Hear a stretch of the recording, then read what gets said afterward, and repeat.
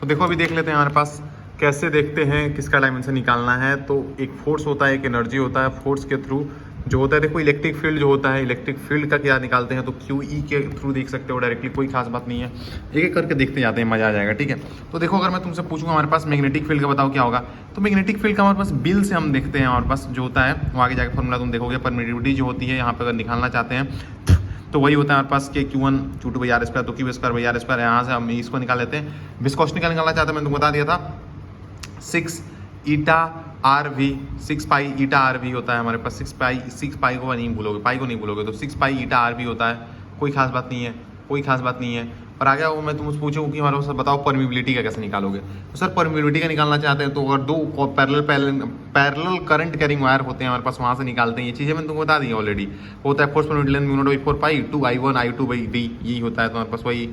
और यहाँ पे अगर प्रेशर का पूछे तो भाई फोर्स पर यूनिट एरिया है, कोफिशिएंट ऑफ फ्रिक्शन तो कोई खास बात है ही नहीं, mu equal to F by M G हो गया। और ये कट जाएगा तो डायमेंशन लेस ही निकलेगा, ऑब्वियसली बात है यार, कहाँ से डायमेंशन निकालो, स्ट्रेस जो होता है वही प्रेशर का ही बराबर होता है।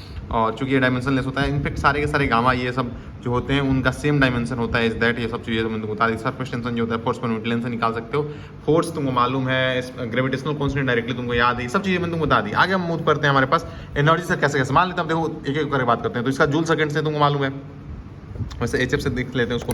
कैपेसिटेंस का कैसे निकालेंगे, तो हमारे पास क्यू स्क्वायर बाई 2 से कर लो, क्यू स्क्वायर बाई 2 से कर लो। सेल्फ इंडक्टेंस का बोलेंगे तो एक एनर्जी का फॉर्मूला होता है ना, is equal to half L I square, तो वहाँ से कर लोगे half L I square. Resistance का करना चाहते हो तो आई स्क्वायर आर टी से निकालो ना।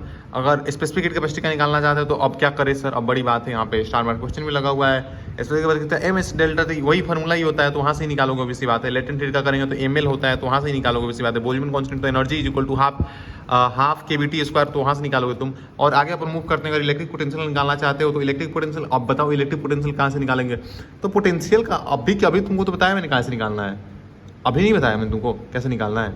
पोटेंशियल निकालना चाहते हो, कितना सिंपल है यार। पोटेंशियल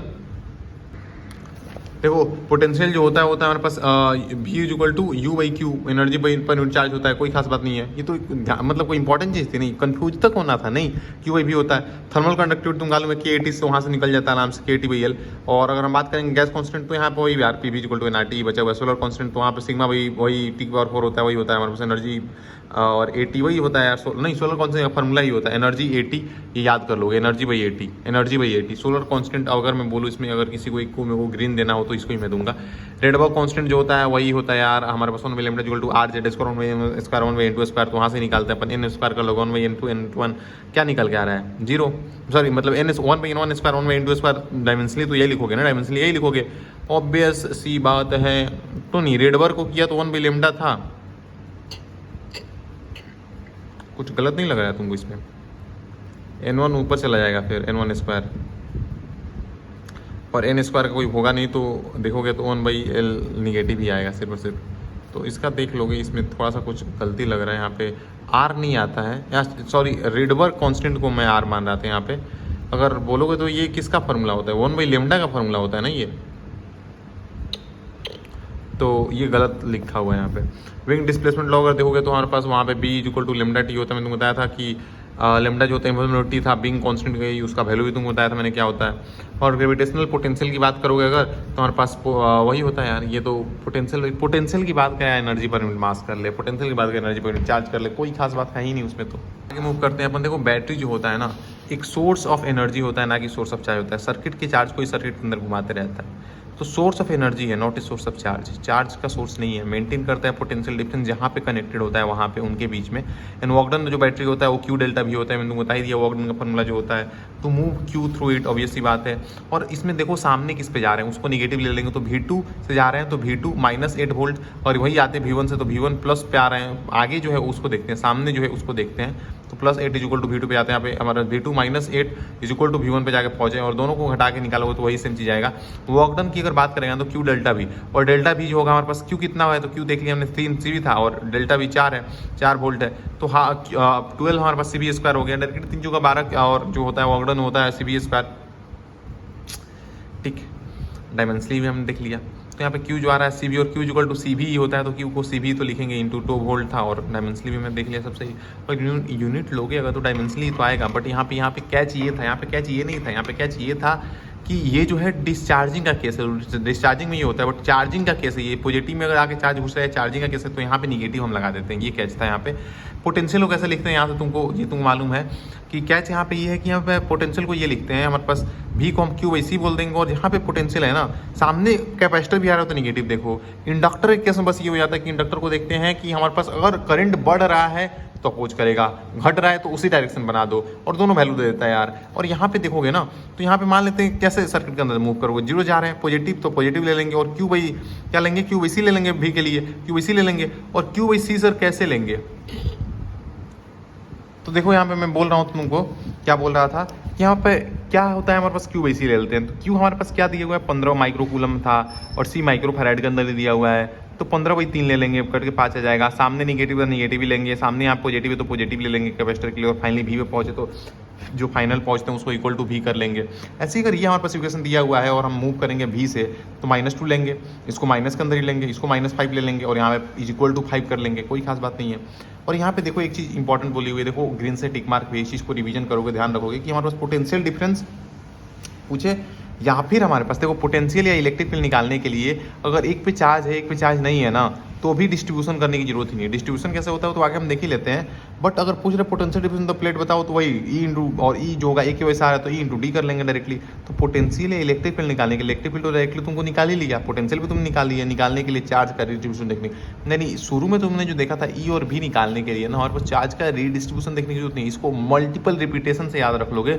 ई डेल्टा भी निकालने के लिए हमारे पास रीडिस्ट्रीब्यूशन देखने की जरूरत ही नहीं है, रीडिस्ट्रीब्यूशन देखने की जरूरत ही नहीं है। आगे हम रीडिस्ट्रीब्यूशन कैसे होता है, सबको नेट जोड़ के, और नेट जो आ रहा है ना उसको आधा कर दो, इधर आधा कर दो, बाहर वाले पे आधा कर दो। बेसिकली हमने इसको जोड़ा सबको, तो ये कट जाएगा, +2 था, +2 क्यों था, तो यहाँ पे हमारे पास क्या करेंगे, देखो सबसे पहले हमने टोटल किया +2 था, इसको इक्वल डिवाइड कर दो आउटर प्लेट के ऊपर। तो इक्वल अगर हमने डिवाइड करेंगे तो क्या आ जाएगा, हम यहाँ पे देखेंगे अगर तो +Q दे देंगे दोनों को हम, तो इक्वल डिवीजन कर दिया बाहर वाले प्लेट पे। तो अब इसके अंदर क्या आएगा, तो 2Q इक्वल करना था, जिस प्लेट पे जो रहेगा फाइनली उस पे उतना ही आएगा ना लास्टली। और दूसरी चीज़ की ऑफकोर्स इसका कंजर्व ही रहेगा, हर एक प्लेट का अपना कंजर्व रहेगा, और फेसिंग इक्वल एंड अपोजिट होता है। यहाँ पे क्या चाहिए कि फेसिंग जो होता है इक्वल एंड अपोजिट होता है, ईच पे सब ये तुम मालूम है। तो यहाँ पे जो होगा +Q करेंगे 2Q, यहाँ प्लस था तो ये -Q होगा, बट इसको नेट इक्वल करना है +Q के, तो यहाँ पे +2Q करेंगे ताकि लास्ट एक +Q बच जाए। अब यहाँ पे +2Q है तो यहाँ -2Q होगा, और देखो ऑटोमेटिकली इक्वल हो जाएगा।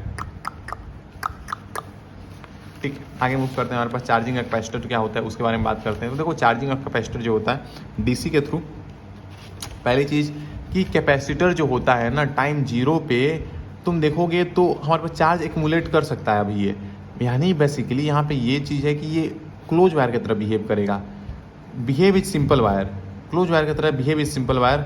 करंट सर्किट के अंदर देखोगे तो हमारे पास 0 होगा यहाँ पे, सॉरी नॉट इक्वल टू 0 होगा ना, हाँ नॉट इक्वल टू 0 का है। पोटेंशियल जो होगा यहाँ पे एनर्जी जो था स्टोर नहीं था, लास्टली एनर्जी देखोगे स्टोर हो जाएगा, और चार्ज भी अभी स्टोर नहीं है, टाइम जीरो पे आप ये सब बातें बोल रहे हो। टाइम अगर इनफाइनाइट हो गया तो अब ये ओपन वायर की तरह बिहेव करेगा, और करंट सर्किट के अंदर जो होगा वो क्या हो जाएगा, 0 हो जाएगा यार, क्योंकि अब ओपन सर्किट हो गया है। और कितना चार्ज है तो सी भी कर लोगे, जो पोटेंशियल भी होगा वो भी ले लो, कैपेसिटेंस दिया ही होगा, सी भी हो जाएगा। और हाफ कितना मैक्सिमम स्टोर हो गया तो हाफ CV² स्टोर हो गया। और यही सारी चीज़ है कि हमारे पास जस्ट को अगर हमने की को क्लोज किया, धीरे धीरे यहाँ से यहाँ तक पहुँचते हैं अपन, ऑब्वियस सी बात है। टाइम 0 इन्फिनिटी को अपन बोलते हैं स्टेडी स्टेट भी, कैपेसिटर जहाँ पे फुल चार्ज होता है उसको अपन स्टेडी स्टेट बोलते हैं। जस्ट हम की को जब क्लोज करते हैं तो पोटेंशियल एट सी जो होगा हमारे पास कैपेसिटेंस पे, की को क्लोज किया तो उस पर कैपेसिटेंस पे पोटेंशियल 0 था, तो VR जो होगा नेट सारा का सारा लॉस यहाँ पे हो रहा होगा, धीरे धीरे देखोगे तो सारा लॉस यहाँ पे हो जाएगा, और यहाँ पे हमारे पास 0 हो जाएगा VR। ये चीज़ यहाँ पे लिखी हुई है। लॉस कितना होगा निकालने का तरीका होता है initial plus work done by battery equal to final plus loss होता है। बेसिकली ये है कि इनिशियल इतना था प्लस बैटरी ने इतना वर्क किया, ये हो गया पहला केस इनिशियल वाला, फिर फाइनल और कितना लॉस हो गया। तो एनर्जी जब बैटरी वर्क करेगा तो तभी तो लॉस होगा ना। तो बेसिकली इनिशियल और वर्क डन जो होता है हमारे पास, वर्क डन बैटरी को हम एक साइड और फाइनल प्लस लॉस को ले लेते हैं अपन इस साइड में। कोई खास बात नहीं है, कोई खास बात नहीं है, कोई खास बात नहीं है। अगर हम यहाँ पे देखेंगे की को हमने क्लोज किया तो यहाँ पे क्या होगा, बेसिकली अगर मान लेते हैं यहाँ पे +CV था, लास्टली यहाँ पे पोटेंशियल और भी है तो भी यहाँ पे मेंटेन होगा। ठीक है, लास्टली देखोगे तो भी मेंटेन होगा। और ये पॉजिटिव मतलब तो यहाँ पे निगेटिव की जगह यहाँ पे लास्टली पॉजिटिव आ जाएगा, यहाँ पे निगेटिव तो यहाँ पे फाइनली निगेटिव ही आ जाएगा, कोई खास बात नहीं, ये चीज़ होता ही है। तो अपना डेल्टा भी अलॉन्ग फाइनली मेंटेन करता है बैटरी, ऑलवेज अपना डेल्टा भी मेंटेन करती है, तो चीज़ें तुमको मालूम ही है यार, ठीक है। तो यहाँ पे जो होगा पूछ रहा है क्वेश्चन के अंदर कि final loss energy when the key is close, जब कितना लॉस एनर्जी होगा जब की को क्लोज करेंगे। तो यहाँ पे हीट लॉस वगैरह होता है, लॉस हीट लॉस नॉर्मली तो होता ही है। तो टाइम जीरो पे ये था हमारे पास, देखेंगे हमारे पास मतलब पोटेंशियल भी है, इसके ऊपर कैपेसिटेंस का सी था। फाइनली देखेंगे तो हमारे पास कितना चार्ज मूव किया, एक साइड का देख लो ना, -CB से +CB हो गया, तो फाइनल में इनिशियल फाइनल कितना हो गया है, तो +CB माइनस इनिशियल माइनस यानी 2CB मूव किया। तो वर्क डन बाई बैटरी कितना होगा, Q डेल्टा भी होता है, तो Q कितना है 2CB और डेल्टा भी तो भी है ना, तो CB² इतना वर्क डन में बैटरी है। तो इनिशियली कितना चार्ज स्टोर था हमारा, ½ CB², सॉरी इनिशियल कितना एनर्जी था, तो ½ CB² प्लस वर्कडन में बैटरी 2CB² हम निकाल दिया, फाइनल कितना हो गया, तो अभी भी ½ CB² ही है। निगेटिव पॉजिटिव क्या मतलब है, हमारे पास एनर्जी स्केलर होता है ना, ये कट जाएगा यहाँ पे और प्लस लॉस ले लेंगे, यू लॉस ले लेंगे, और यू लॉस जो होता है हमारे पास 2CB² होता है, कोई खास बात नहीं। आगे अपन मूव करते हैं, डेल्टा यू लॉस जो होता है इस केस में बताओ क्या होगा। अगर हमने की को क्लोज किया और यहाँ पे 2 भी था, लास्टली भी ही मेंटेन होगा, तो इसमें एनर्जी लेंगे तो ½ C2B का स्क्वायर ले लेंगे, ऑब्वियसली बात है। अब बताओ मेरे को कितना वर्क डन में बैटरी होगा, तो यहाँ पे हम देखेंगे -2B से मतलब 1 CB मूव किया होगा, ऑब्वियसली बात है, तो 1 CB कम हो गया तो 1 CB होगा, और ऑब्वियसली बात है इधर से इधर मूव कर रहा है, चार्जिंग का केस है तो माइनस आएगा यहाँ पे, और यहाँ पे -CB बोल भी सकते हो, अगर घटाते हो तो -CB आएगा यहाँ पे, फाइनल माइनस इनिशियल करोगे तो यही चीज़ आएगी। और डेल्टा भी था और -½ CB², और वर्कडन बैटरी निगेटिव क्यों ले रहे हैं, तुमको बताया मैंने कि चार्जिंग में जा रहे यार, चार्जिंग में जा रहा है, घटाओगे तो नहीं भी आया, बट दिख रहा है ना चार्जिंग में जा रहा है, तो यहाँ पे वर्कडन बैटरी जो होगा वो निगेटिव होगा, वर्कडन पे बैटरी नहीं किया है, बैटरी पे मतलब जो होगा चार्जिंग वाला केस था ये, तो ½ CB, चूँकि यहाँ पे ज़्यादा पोटेंशियल तो आपको चार्जिंग करेगा ना, ऑब्वियसली बात है यार। ½ CB² लॉस होगा, चूँकि लास्टली ½ CB² हो गया है, कैपेसिटेंस ही रहा और भी हो गया पोटेंशियल, तो और लॉस यहाँ से निकाल सकते हो। अब देखो बोल रहे हैं हमारे पास अगर मतलब कैपेसिटर्स को पैरेलल में कनेक्ट करते हैं विद सेम पोलैरिटी तो क्यू कंजर्व रहेगा, ये चीज़ मानते हो। अगर दो कंडक्टर को हमने अगर कहीं पे भी देखोगे ना, ये चीज़ तो तुमको पूछ तक लेता है क्वेश्चन के अंदर कि हमारे पास ये है 2025 में से क्वेश्चन भी आया हुआ था कि हमारे पास ये है। अगर हम मान लेते हैं यहाँ पे हमारे पास चार्ज क्यू है, यहाँ पे चार्ज क्यू, भाई यहाँ पे मान लेते हैं हमारे पास क्यू था, कैपिटल क्यू, यहाँ -Q, दोनों कनेक्ट कर दिया तो बताओ फाइनल कितना चार्ज इस पे बचेगा, इतना। तो मैं बोलूंगा दोनों पोटेंशियल इक्वल कर दो, यानी कि Q माइनस मान लेते हैं एक चला गया था, भाई इसका रेडियस कुछ रहा होगा R इज इक्वल टू, अगर मान लेते हैं हमारे पास दोनों का रेडियस अगर सेम दिया है तो ठीक, नहीं दिया है तो इसमें अब मान लेते हैं हमारे पास कम था इसको, तो माइनस में प्लस कर लेंगे, इधर जो कम होगा इधर आएगा पोटेंशियल, और इसका मान लेते हैं रेडियस स्मॉल आया, तो ये पोटेंशियल लास्टली सेम होता है दोनों के ऊपर, और चार्ज कंजर्व रहेगा। तो जितना एक से यहाँ से जाएगा वहाँ एक से यहाँ पे चला जाएगा, तो चार्ज भी हमने कंजर्व कर लिया। तो यही तरीका होता है, और यहाँ पे यही अप्रोच बस लगाते हो, अपना काम बन जाता है, इससे ज़्यादा दिमाग लगाने की जरूरत ही नहीं है। तो यहाँ पे देखोगे तो यहाँ पे भी क्यू को ही कंजर्व कर रहे हैं अपन। पूछ रहा है कॉमन पोटेंशियल लास्ट बताओ कितना होगा, तो पहले हम बोलूंगा क्यू जितना इनिशियल था उतना ही फाइनल। दो कंडक्टर को कनेक्ट करते हैं तो हमारा पोटेंशियल बराबर करना चाहते हैं, तो लास्टली पोटेंशियल को हमने बराबर कर दिया सी। और इस पे क्वेश्चन कुछ ही पूछ, एनालॉजी या लॉजिक जो तुम्हारा कॉन्सेप्ट आना चाहिए यही आना चाहिए कि हमारे पास C1V1 plus C2V2, C1V1 plus C2V2 is equal to C1V plus C2V, common यहाँ पे मतलब कॉमन निकालेंगे भी को यहाँ से, और C1 C2 नीचे भेलेंगे, और ये ऊपर था ही। यहाँ पे ये सब क्या था सर, पॉजिटिव को जुड़ा हुआ। मान लेते हैं निगेटिव को जोड़ते तो पॉजिटिव एक था, एक निगेटिव में जोड़ते तो क्या होता, तो वहाँ पे इनिशियल चार्ज होता वो घट जाता ना, इसके ऊपर C1 भी था और इसके ऊपर C2V2, क्यों क्या होता है CB तो होता है यार। और देखो यहाँ पे अगर लॉस होता है तो यहाँ पे लॉस कम होगा, ऑपोजिट में हुआ तो ज़्यादा लॉस होता है, तो कम लॉस होता है तो यहाँ माइनस करते हैं, और पॉजिटिव करते तो लॉस ज़्यादा हो रहा है, तो यहाँ पे पॉजिटिव निगेटिव को हमने जोड़ा हुआ है। और ये वही वाला फॉर्मूला होता है लॉस का, जैसे देखोगे ना वहाँ पे जो टकराने पे एनर्जी लॉस होती है, कैनेटिक एनर्जी का लॉस जो होता है हाफ M1 M2 भाई M1 प्लस M2 इंटू वही होता है यार, यही तो होता है। mv² देखोगे एनर्जी, काइनेटिक एनर्जी लॉस जो है यहाँ पे बेसिकली ये एनर्जी को रिप्रेजेंट, काइनेटिक एनर्जी लॉस होता है, यहाँ पोटेंशियल जो लॉस होता है ½ CB² होता है डायमेंशन उसका, तो लास्टली C आ रहा है। और यहाँ पे रिलेटिव लेते हैं, रिलेटिव वेलोसिटी यहाँ पे लेते हैं, तो यहाँ पे इसका मैंने तुम बता दी पॉजिटिव नेगेटिव ऐसे क्या होता है, ठीक है ना। और कितना क्यू ट्रांसफर होता है, अगर ये पूछे तुमको कितना क्यू ट्रांसफर हुआ तो फाइनल कितना माइनस इनिशियल कर लोगे, तो C1 भी फाइनल है माइनस C1V1, कितना क्यू यहाँ से यहाँ पे आया तो कैसे निकालोगे, फाइनल में इनिशियल करोगे, कोई खास बात नहीं है। आगे मूव करते हैं।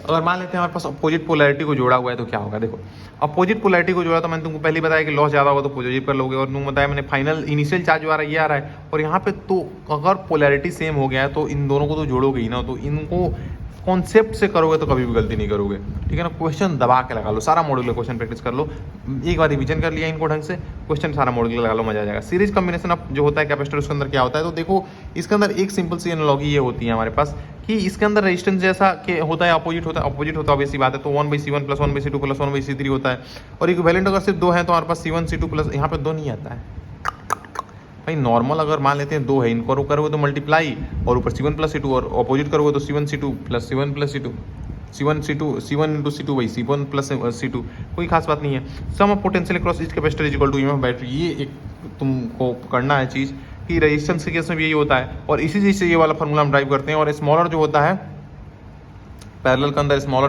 देन स्मॉलर कैपेसिटेंस, और ये चीज़ कहाँ पे काम आ रही होती है कि अगर जब भी हम देखोगे ना करंट इलेक्ट्रिसिटी के अंदर, अगर मान लेते हैं गैल्वेनोमीटर है जिससे मैक्सिमम जो डिफ्लेक्शन शो कर सकता है आईजी होता है, इससे ज़्यादा पे वो खराब हो जाता है। तो अगर मान लेते हैं इससे हमारे पास आईजी करंट आ रहा है, अगर हमने इसके में एक शंट लगा दिया तो इससे भी छोटा रेजिस्टेंस हमने कर दिया, तो मैक्सिमम करंट यहाँ से फ्लो कर जाएगा, तो ये ए मीटर बनाता है। बट वही वोल्ट मीटर का देखोगे तो इनफाइनाइट रेजिस्टेंस होता है, तो आर बहुत ज़्यादा हमने लगा दिया, और इसको अपन लगाएंगे डायरेक्टली कहाँ पे, इसको वैसे तो हम सीरीज में कनेक्ट करते हैं, इसको पैरेलल में कनेक्ट करते हैं, तो यहाँ पे ऐसे अगर हमने कर दिया ना, और अगर सीरीज के अंदर अगर इसको हम पैरेलल में लगाते हैं तो इससे करंट जाएगा ही नहीं, तो यहाँ पे ये वोल्ट मीटर का काम करने लगता है, और दोनों के ऊपर यहाँ पे जो पोटेंशियल, यहाँ पोटेंशियल इक्वल कर लेते हैं, तो क्वेश्चन सॉल्व हो जाता है। इसके अंदर भी वही चीज़ है, और डायरेक्टली अगर तुमको पोटेंशियल ही दे दिया तो यहाँ पोटेंशियल V = IR करके निकालने की जरूरत ही नहीं है। तुम समझ रहे हो मैं क्या बोल रहा हूँ, V = IR करके निकालने की जरूरत नहीं, पोटेंशियल का तुमको डायरेक्टली पोटेंशियल दे दिया है, तो कोई खास बात नहीं। यहाँ पे आगे मूव करते हैं, हमारे पास अगर इक्वल है तो हमारा C/N हो जाता है। रेजिस्टेंस के अंदर भी यही करते हैं, वही वाली चीज़ है। यहाँ पे कुछ लॉजिक पैरेलल कहीं पे भी दिखे, चाहे रेजिस्टेंस के अंदर पैरेलल दिखे या फिर यहाँ पे सीरीज के अंदर दिख जाए, 6-3 तो 2 कर लोगे, 12-4 तो 3 कर लोगे, 3 × 6 होता है, 4-3 12 होता है। तो पहले छोटा इंटू बड़ा, छोटा इंटू बड़ा रिपीटेशन से याद होगा। तो 6-3-2 कैसे लिखोगे इस चीज़ को, तो 2×3 6, 4×3 12, सॉरी 3×4 12, तो 12×4 दिखा 3, 3×6 दिखा 2। अगर एग्जाम में तुमको जाके डाउट हो रहा है, तुमको प्रिपरेशन मॉक टेस्ट के लिए नहीं करना है, तुमको अपने लेवल पर इंक्रीज तो करना है, बट एग्जामिनेशन में आया तो कंफ्यूजन नहीं होनी चाहिए। तो ऐसे करके लिख के कर लोगे, और एक ही चीज़ पे बार बार रिपीटेशन करने टाइम वेस्ट नहीं करना होता है एग्जाम के अंदर। चीज़ों को बहुत नॉर्मल सिंपल सा पेपर मान के सोचो, बार बार चेक मत करो कि मैंने सही तो नहीं किया, एंग्जाइटी का चक्कर में वो सारी चीज़ें होंगी, ध्यान रखोगे इस चीज़ का। आगे स्टार्ट करते हैं लॉ ऑफ, देखो आगे हम बात करते हैं, हमारे Q = CB होता है, V को लिखेंगे तो QC हो जाएगा, V इनवर्सली प्रोपोर्शनल C आया। अगर इनवर्सली प्रोपोर्शनल C आता है तो वहाँ पे ये वाला लॉजिक लगाते हैं, यहाँ पे ऐसे मानो कि जिसका कैपेसिटेंस सबसे ज़्यादा होगा उसका पोटेंशियल हमें सबसे कम मानना है। तो सबसे ज़्यादा कैपेसिटेंस किसका है, इसका सबसे ज़्यादा कैपेसिटेंस है, तो इसका सबसे कम मानेंगे, ऑब्वियस सी बात है। और जहाँ पे अगर मतलब नहीं दिया, मान लेते हैं यहाँ पे 12 से 4 तो 3 गुना कम किया, 4×3 12 होता है, तो इसका 3 गुना ज़्यादा कर लो, क्योंकि इनवर्सली प्रोपोर्शनल है ना, इनवर्सली प्रोपोर्शनल। तो अगर हमने एक को 3 गुना बढ़ाया तो ये 3 गुना कम हो जाएगा। तो अगर हमने देखा कि हमने क्या किया, कैपेसिटेंस को 3 गुना कम किया तो ये 3 गुना बढ़ जाएगा, तो 3 गुना बढ़ा दिया। इसको हम देखेंगे तो हमने क्या किया, हमारे पास 12 से 2 पे आ गए, 6 गुना हमने क्या किया, कम किया, तो 6 गुना ये बढ़ जाएगा। इन सबको जोड़ो, तो मैं तुमको ये तो बताया, सम ऑफ ऑल जो होता है हमारे पास नेट ईएमएफ के बराबर आएगा। तो इन सबको जोड़ के अगर हम करेंगे तो हमारे पास 100 वोल्ट के बराबर आएगा। यहाँ से एक्स की वैल्यू निकाल सकते हैं कितना आएगा। अगर मान लेते हैं ऐसे नहीं दिया, बट नहीं पता लगे, तो V1 में V2 = C1 में इनवर्सली प्रोपोर्शनल था, तो V नीचे है, V1 1 नीचे है तो C1 ऊपर होगा। ऐसे करके डायरेक्टली V2 निकाल सकते हो। जैसे मान लेते हैं यहाँ पे एक हमने माना हुआ है, इसका हमें निकालना है, कैसे करोगे, तो V2 अगर हम यहाँ का निकालना चाहते तो C1/C2, C1 हमने पहले को इसका माना, इसको V2 मानते तो हमारे पास x/7 कर लेंगे, और इंटू V2 कितना है हमारे पास, V2 है, V1 होगा ना यहाँ पे, V1 क्या है यहाँ पे हमारे पास सर, यहाँ पे हमारे पास जो V1 है वो क्या है, V1 है, इसका हमने जो माना हुआ था V1 हमने इसका x माना हुआ था, x मल्टीप्लाई कर दिया।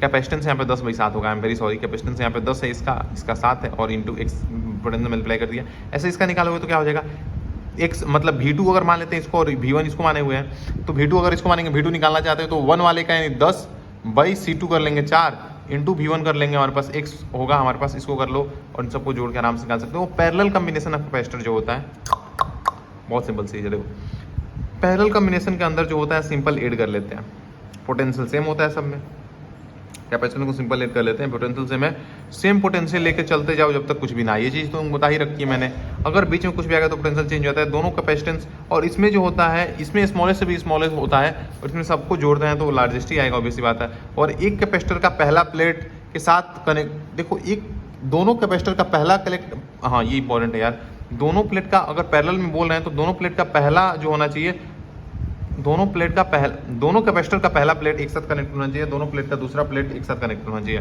पहला प्लेट एक साथ कनेक्टेड है, दूसरा प्लेट एक साथ कनेक्टेड, पहला प्लेट एक साथ कनेक्टेड, दूसरा प्लेट एक साथ कनेक्टेड होना चाहिए। पहला प्लेट एक साथ कनेक्टेड होना चाहिए, दूसरा प्लेट एक साथ कनेक्टेड होना चाहिए, कोई खास बात नहीं है। यहाँ पे अगर देखोगे हमारे पास सी इक्विवेलेंट जो आएगा और भी, तो देखो इसके अगर अराउंड भी है ना तो इक्विवेलेंट के अराउंड भी आता है, ये चीज़ तुमको मालूम है अच्छे तरीके से कि अगर इसके अराउंड भी है तो इसके अराउंड भी ही आता है यार। तो इक्विवेलेंट जो होगा हमारे पास C1 + C2 + C3 सबको जोड़ लेंगे, n है तो n से मल्टीप्लाई कर लेंगे, ठीक है ना। और यहाँ पे देखेंगे Q = C भी होता है, ये सेम है तो Q डायरेक्ट प्रोपोर्शनल C हुआ तो इसको रेशियो लेंगे तो ऐसा, बट ये इसके लिए काम ही नहीं आता है। पैरेलल तो ऐसे ही सिंपली सॉल्व हो जाएगा। तो सीरीज के लिए वाले एनालॉजी को यूज किया करो कि अगर तुम्हारे पास एक इक्वेशन ऐसा दे दिया है तो इसको आप कैसे सॉल्व करोगे, बताओ मेरे को। इक्वेशन बोल रहा हूँ, सॉरी। अगर तुमको ऐसा सर्किट एक मिल गया है तो कैसे सॉल्व करोगे, चलो देखते हैं, मजा आएगा और देखते हैं। तो देखो सबसे पहले हमारे पास क्या करेंगे, 5 1 6 जोड़ लेंगे, पैरेलल में था सिंपल जोड़ेंगे, और 6 3 का 2 होता है हमको मालूम है, तो इसको 2 मान सकते हो डायरेक्टली नेट। बट और इसको हमारे पास देखो सबसे पहले पैरेलल के अंदर था 50 वोल्ट, इसके ऊपर भी आएगा, 50 वोल्ट के ऊपर भी आएगा। और अगर मान लेते हैं 6 3 केवल मानते हैं, 6 3 का ही तो 2 होता है, बिल्कुल सही बात है। 6 3 बड़ा कर लेते हैं तो छोटा आता है, इसको याद ऐसे भी रख सकते हो तो कि बड़ा कर लेते हैं तो छोटा आता है, बड़ा कर लेते हैं तो छोटा आता है, ठीक है सर। बड़ा कर लेते हैं छोटा आता है, बड़ा कर लेते हैं तो छोटा आता है। बट इसमें बड़े वाले पे अगर x ड्रॉप हो रहा है तो इस पर 2x ड्रॉप होगा, और दोनों को मिला के 50 के बराबर, तो x हम निकाल लिए डायरेक्टली। अगर x इस पे 6 है तो इस पे भी हमारे पास x की वैल्यू जो आएगी 50/3, इस पे भी वही तुम बताया। तो यही मैंने पैरेलल के अंदर अगर इक्विवेलेंट पे उतना ड्रॉप हो रहा है तो इंडिविजुअल पे भी उतना ही ड्रॉप होता है, ठीक है, इंडिविजुअल पे भी उतना ही ड्रॉप होता है। और यहाँ पे आराम से निकाल सकता है। पूछा हमारे पास पोटेंशियल, और ये इंपॉर्टेंट चीज़ है कि पोटेंशियल अगर पूछ रहा है कि हमारे पास इसके अराउंड कितना होगा तो ये भी इतना होगा। हाँ, Q वाला इंपॉर्टेंट है यहाँ पे। अगर पूछे आप बताओ कितना चार्ज इस पे स्टोर होगा, तो Q = C भी, C हमको मालूम है, B हमने मालूम कर लिया, मल्टीप्लाई करना। Q = C हमको मालूम है, B हमने मालूम कर लिया, मल्टीप्लाई करना। क्यों सोच रहा है, पोटेंशियल डिफरेंस पूछ रहा है हमारे पास। बताओ 9 माइक्रोफैराड पे C1 पे कितना होगा, C1 ये है और 9 माइक्रोफैराड पे कितना होगा, ठीक है, देख लेते हैं।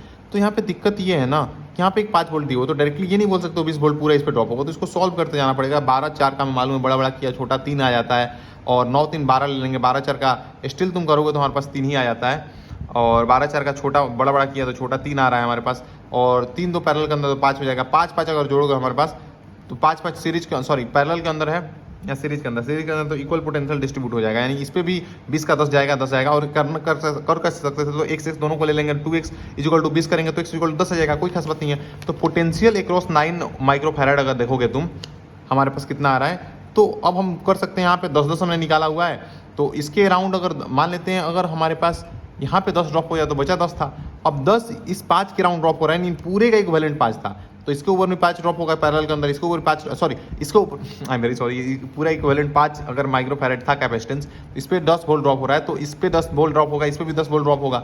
और एक चीज़ मैं तुमको अगर पूछो, तुम बहुत ईजिली और सिंपली बता सकते हो मेरे को ये वाली चीज़ कि सर अगर इस पे ड्रॉप हो रहा है ना, तो बड़े वाले को x मानेंगे तो कितना कम हुआ, 3 गुना कम हुआ, 3 नुकसान आएगा। उन दोनों को जोड़ के हमारे पास 10 के बराबर होना चाहिए। x अगर हमारे पास आ गया तो अगर इस पूरे इक्विवेलेंट पे हमारे पास अगर x यानी इतना ड्रॉप हो रहा है तो 9 वाले पे तो उतना ही ड्रॉप होगा। अगर हमसे पूछ लिया अब 4 माइक्रोफैराड बताओ कितना होगा, तो हम मान लेते हैं इसमें भी बड़ा वाले को x मानेंगे, इसको 3x मानेंगे, और इन दोनों को जोड़ के इक्विवेलेंट जो आ रहा है वो इतना आना चाहिए, 10/4 आना चाहिए जो हमने निकाला था, और 10/4 आना चाहिए। तो x की वैल्यू यहाँ से हम निकाल लेंगे, और 10/16 हो जाएगा, 4 16। और पोटेंशियल डिफरेंस अक्रॉस पूछे हमारे पास 4 माइक्रोफैराड के राउंड कितना होगा, तो ये 3 है, 3x है, तो 3 से x को मल्टीप्लाई कर देंगे, कोई खास बात नहीं है। अब यहाँ पे हमारे पास q भी पूछता तो q = c भी कर लो, हमने v निकाल लिया और इंटू c से मल्टीप्लाई कर देंगे। देखो हम बात करते हैं हमारे पास अब किरचॉफ लॉ क्या होता है। किरचॉफ लॉ ये होता है कि एक जंक्शन पे जितना चार्ज आया उतना बाहर निकलता है,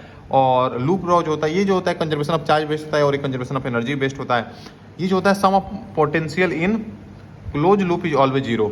तो देखो यहाँ पे हमारे पास पॉइंट रूल के अंदर बोला हुआ है जो चीज़ कंजर्वेशन ऑफ चार्ज होता है, जितना इन आएगा उतना ही बाहर जाएगा हमारे पास। क्यू अगर यहाँ पे जितना आया, इनफेक्ट अगर रेट ऑफ वॉल्यूम फ्लो दिया हुआ है, देखते हो यहाँ पे ऐसे आता है, तो वहाँ पे A1 V1 = A1 V1 + A2 V2 = A3 V3। अगर जो इन हुआ हमारे पास एरिया इसका दिया हुआ था, वेलोसिटी यहाँ V1 दिया हुआ, इसका एरिया A2 V2 दिया हुआ है, तो ये चीज़ निकाल लेते हो ना, A3 V3 कर लोगे आराम से, कोई खास बात नहीं है। लूप रूल जो होता है ना, एक लूप के अंदर घूमते हैं ना, तो पोटेंशियल मान लेते हैं लास्टली जहाँ से गए वहीं पहुँच गए, तो सबको नेट जोड़ के 0 कर लेते हैं। बेसिकली इनिशियल फाइनल कट जाता है, तो लूप रूल के अंदर जोड़ के 0 कर लेते हैं। और लूप के अंदर कैसे मूव करते हैं, तो या तो बाहर वाला लूप बना लो, ये लूप बना लो, ये लूप बना लो, सब बन जाता है आराम से। और इन सबको क्या करो, बेसिकली इक्वेट करो, 2 हमारे पास इक्वेशन रहेंगे, दोनों को करके एक एक करके वैल्यू निकाल सकते हो, कोई खास बात नहीं है, वही सारी चीज़ें लिखी हुई हैं यहाँ पे। मिड में अगर पोटेंशियल पूछेगा तो हम यहाँ तो ये कर सकते हैं कि V1 is equal to Q1/C1 हमारे पास यहाँ पे V हो गया इसका, और इज इक्वल टू V हम मिड पे पहुँच गए। और यहाँ से हम आगे अगर V2 को भी निकालना V2 से अगर देखेंगे तो V2 और प्लस Q2/C2 कर लेंगे। हमारे पास यहाँ पे Q1 मैंने क्यों लिखा हुआ है, तो Q2/C2 कर लेंगे। और हमारे पास यहाँ पे चल Q2/C2 कर लेते हैं, Q2/C2 कर लेंगे।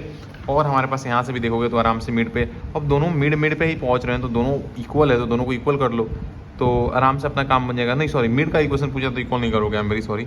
मिड का इक्वेशन पूछ रहा है तो हम यहाँ पे क्या कर सकते हैं कि मिड को हम टर्म में लेके आएंगे, और दोनों के अंदर अगर हम देखेंगे तो कुछ गलती कर रहे हैं क्या, Q1 को हम सेम करेंगे।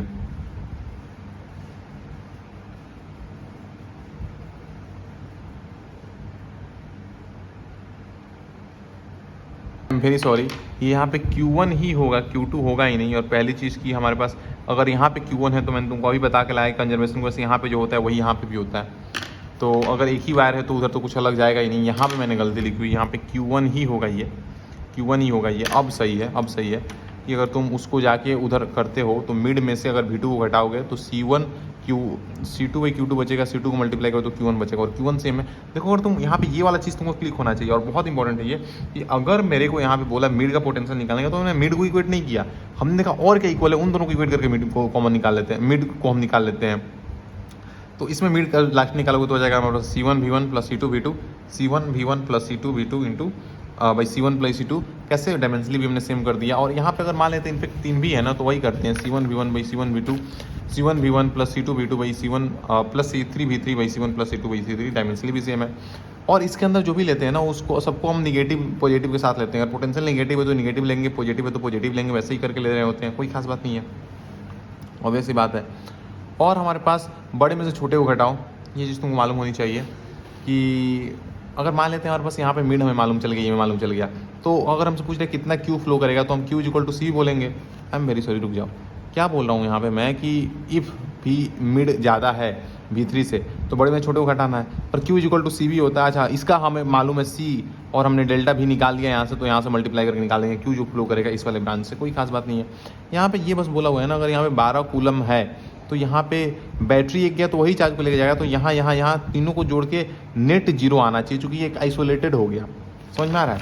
बेसिकली इसको भी देखोगे तो माइनस और प्लस है, तो इसको जोड़ोगे तो आइसोलेटेड जीरो ही आना चाहिए, ठीक है। तो वही चीज़ करोगे, देखोगे समझ में आ जाएगा, कोई खास बात नहीं है।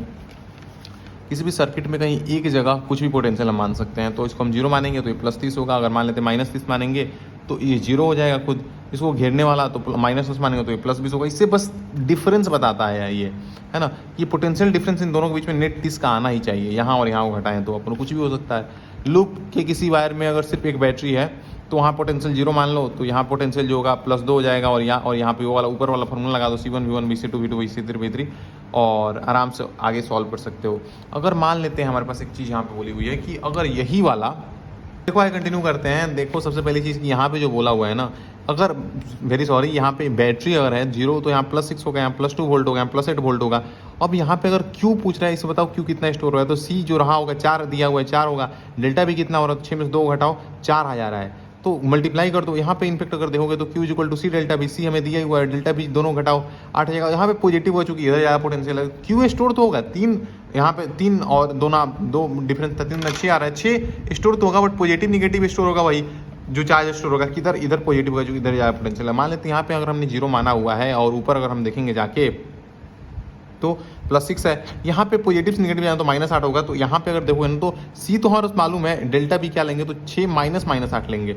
और यहाँ पे अगर तुम देखते तो तुम ऐसे भी देख सकते थे कि -8 -6 तो -14 ही आता, दोनों के बीच में डिफरेंस देखो तो 14 ही का है, तो ऐसे करके हम निकाल सकते हैं।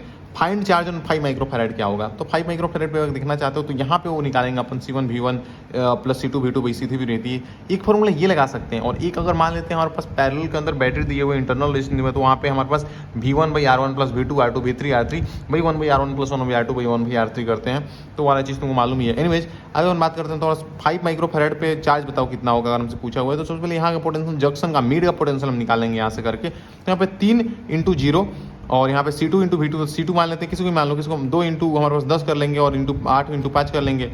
और यहाँ से मिड का पोटेंशियल हमने निकाल लिया। अब मिड का निकाल लिया, 5 पूछा हुआ है, तो हमारे पास C दी मालूम है, इंटू डेल्टा भी कर लेंगे, 2 होगा हमारे पास, 5 9 10 हो जाएगा, कोई खास बात नहीं। अब आगे और मूव करते हैं ना, तो पूछ रहे find charge on in capacitor, हर एक कैपेसिटर के ऊपर कितना चार्ज है बता दीजिए हमें।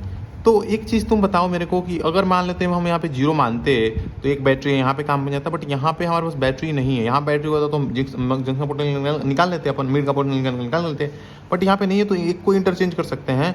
हियर पोटेंशियल नॉट आस्क, यहाँ का पोटेंशियल पूछता तो हमें सोचना पड़ता, बट नेट यहाँ पे पोटेंशियल पूछ रहा है मिड, तो क्या इंटरचेंज सर्किट पे कोई फर्क नहीं पड़ेगा, एक को इंटरचेंज कर सकते हैं, यानी इसको आगे पीछे कर सकते हैं, कोई खास बात नहीं है। सीरीज के अंदर स्टिल तब भी, ऑल्दो कैपेसिटर के अंदर सीरीज के अंदर वो पैरेलल वाला मतलब उसका फॉर्मूला लगा रहे होते हैं अपन, बट उससे कोई मतलब नहीं है, ठीक है ना। वहाँ पे अपन एक्सचेंज कर सकते हैं। आगे मूव करते हैं करंट इलेक्ट्रिसिटी पे।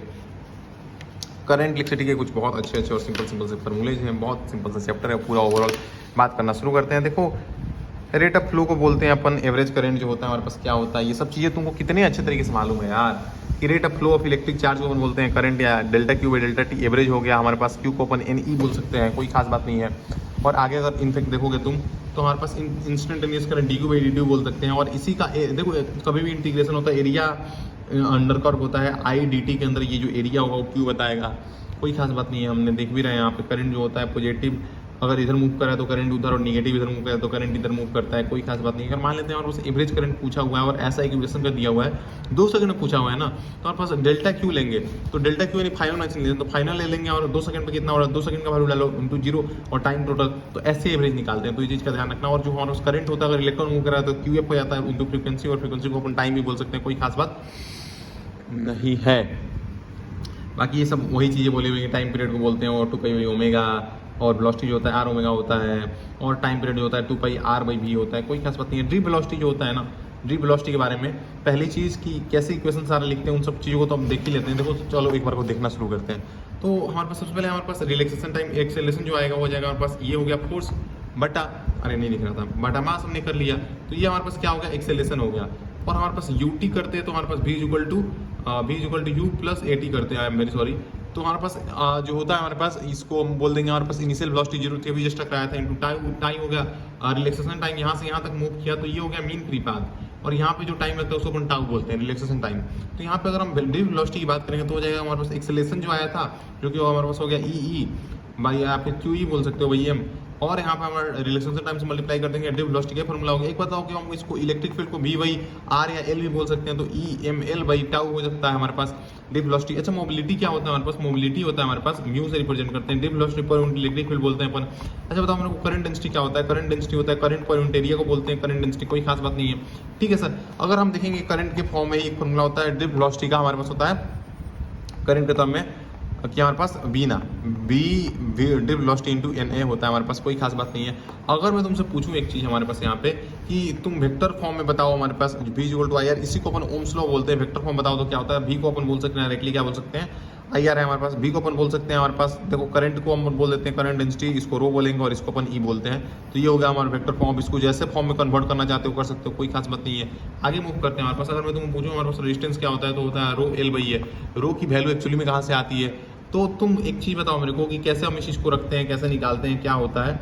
तो इसको रखने या निकालने का तरीका बहुत ही ज़्यादा सिंपल होता है कि तुम एक बात बताओ, V इक्वल टू क्या होता है सर, IR होता है, यहीं से निकाल लेते हैं अपन। रेजिस्टेंस जो होता है हमारे पास V बाई I, और यहाँ पे V पोटेंशियल है, I हमने देखा ही क्या होता है, तो V बाई I हमने देख लिया, VDENA होता है। और ड्रिप वेलोसिटी का वैल्यू भी तुमको मालूम है, ये वाला फॉर्मूला रख दो हमारे पास, ML वाला जो हमने निकाला था। E ऊपर देखो हमारे पास E, सॉरी क्या था हमारे पास, V था हमारे पास ऊपर, और हमने क्या किया, इसको हमने लिख दिया EV बाई ML, हमने यही रखना है, EV by ML into tau into ENA, ये था हमारे पास। तो एक बात बताओ मेरे को, ये हमारे पास potential EV of course potential ही था हमारे पास, पोटेंशियल पर यूनिट लेंथ थी, तो इलेक्ट्रिक फील्ड को किया था हमारे पास, पोटेंशियल कट जाएगा और ML ऊपर चला जाएगा, तो ML by E square N, यही होएगा हमारे पास N E स्क्वायर टाउ है, यही हो गया। तो अब पूरे को अपन देखोगे तो बोल सकते हैं, इस पूरे को अपन रजिस्टिविटी बोल सकते हैं, और लेंथ पर यूनिट एरिया आ गया। तो कोई खास बात नहीं है, यहाँ से हम निकाल लेते हैं हमारे पास रेजिस्टिविटी की क्या वैल्यू होती है। और ये जो होता है एक मटेरियल के लिए फिक्स होता है, ये टेम्परेचर के ऊपर डिपेंड जरूर करता है, और टेम्परेचर के ऊपर डिपेंड करता है उसका फॉर्मूला जो होता है हमारे पास वैसे ही जैसे इलोंगेशन का लेंथ का होता है वैसे ही होता है हमारे पास। रो फाइनल जो होता है हमारे पास rho not alpha delta T होता है ना, तो ऐसे ही करके rho not 1 plus alpha delta T होगा। क्योंकि हमने यहाँ फाइनल की बात की, चेंज की बात करते हो डायरेक्टली अगर चेंज की बात करते हो रो नॉट अल्फा डेल्टा टी ही कर लेते हैं अपन, बट यहाँ फाइनल की बात की तो एक जाके उसमें रो नॉट यहाँ पे लेना पड़ेगा, घट जाता है ना उधर of course alpha delta T. Alpha को अपन बोलते हैं, ये जो होता है हमारा पॉजिटिव निगेटिव जो होता है किसके किसके लिए होता है, एक करके देखते चलते बनते हैं। देखो सबसे पहले हमने जो फार्मूला देखा हुए सब सही बोला हमने, क्या कि एक्सेलेरेशन भाई टाउ बोलेंगे, हमारे पास यू 0 था, डिप वेलोसिटी जो होता है। देखो पहली चीज़ यहाँ से देखना शुरू करते हैं कि मेटल्स के पास एक large number of free electrons होते हैं, जिनका रेंज इतना होता है पर मीटर क्यूब के अंदर। पर मीटर क्यूब एक बहुत बड़ा स्पेस हो गया, उसके अंदर इतने सारे फ्री इलेक्ट्रॉन होते हैं, और ये तो बहुत बड़ा ही नंबर हो गया, इसको हम फ्री इलेक्ट्रॉन डेंसिटी बोलते हैं। तो जब इलेक्ट्रिक फील्ड जीरो होता है तो रेंडम मोशन होता है, और जब भी रेंडम मोशन होता है तो वेलोसिटी नेट जीरो होता है थर्मल देखोगे तो। बट जब इलेक्ट्रिक फील्ड को अप्लाई करते हैं ना तो एक पर्टिकुलर डायरेक्शन में मूव करना शुरू करते हैं, टकराते हैं, मूव करते हैं, टकराते हैं, तो एक इलेक्ट्रॉन जो होते हैं एक्सेलरेट करते हैं, कोलाइड करते हैं which positive metal ion and stop and move again. जो पॉजिटिव मेटल आयन है उनके इलेक्ट्रॉन बाहर निकले तो पॉजिटिव मेटल आयन क्या लाएंगे, जाकर टकराते हैं, फिर अगेन मुकते हैं, मूव करना शुरू करते हैं। तो हमारे पास ये चीज़ें आती हैं, हमारे पास कोई खास बात नहीं है। तो पहले कोलिजन से दूसरे कोलिजन के बीच में जो फ्री टाइम मिलता है उसको relaxation time mean free path बोलते हैं, कोई खास बात नहीं है। ये सारी चीज़ें मैंने तुमको फार्मूला बता दिया, ये सब फार्मूला बता दिया। वर्क डन क्यू डेल्टा भी होता है, कोई खास बात नहीं है, और डेल्टा भी को ई बाई लेमडा बोलते हैं। अरे भाई क्या होता है, ई जो होता है हमारे पास, ई जो होता है हमारे पास भी बाई आर होता है, और भी बाई आर होता है, और भी को लिखना चाहते हैं ई बाई आर कर लेंगे, और आर लेंथ होता है, तो यहाँ पे लेमडा लेंथ ही तो है, लेंथ ही तो है, तो कोई खास बात नहीं है। तुम बताया मोबिलिटी डिफ वेलोसिटी इलेक्ट्रिक बोल देते हैं। और यहाँ पास ये जो होता है हमारे पास देखेंगे इलेक्ट्रिक इलेक्ट्रिक कट जाएगा तो ई बाई टाउ एम हो जाएगा, इसको डायरेक्टली निकाल लोगे, इसको याद रखने की जरूरत नहीं है। डिफ वेलोसिटी पर electric field per unit electric field होता है हमारे पास, इसको मोबिलिटी बोलते हैं। और ये तुम बता दिया वीना होता है, एन यहाँ पे नंबर ऑफ इलेक्ट्रॉन डेंसिटी था, और कितना होता है एक रेंज में तुम बता ही दिया। एंड डिफ वेलोसिटी जो होता है बहुत छोटा आता है, और टेम्परेचर बढ़ाने पे ये डिक्रीज करता है, चूंकि टाउ डिक्रीज करता है कंडक्टर के लिए। ये सारी चीज़ें मैंने बता दी। और करंट डेंसिटी जो होता है करंट पर यूनिट एरिया होता है, वेक्टर रिप्रेजेंटेटिव होता है उसी का। और डायरेक्शन ऑफ करंट का डायरेक्शन में इसका डायरेक्शन होता है। डायरेक्शन एक्चुअली देखो करंट जो होता है हमारे पास स्केलर होता है, टेंसर होता है, टेंसर होता है, डायरेक्शन तो है बट ये वेक्टर नहीं है ना, वेक्टर नहीं है। वेक्टर ये चीज़ें तुम मालूम है। करंट पर यूनिट एरिया होता है हमारे पास, और यूनिट जो होता है हमारे पास एम्पियर मीटर स्क्वायर होता है। Area normal to direction of current होता है हमारे पास।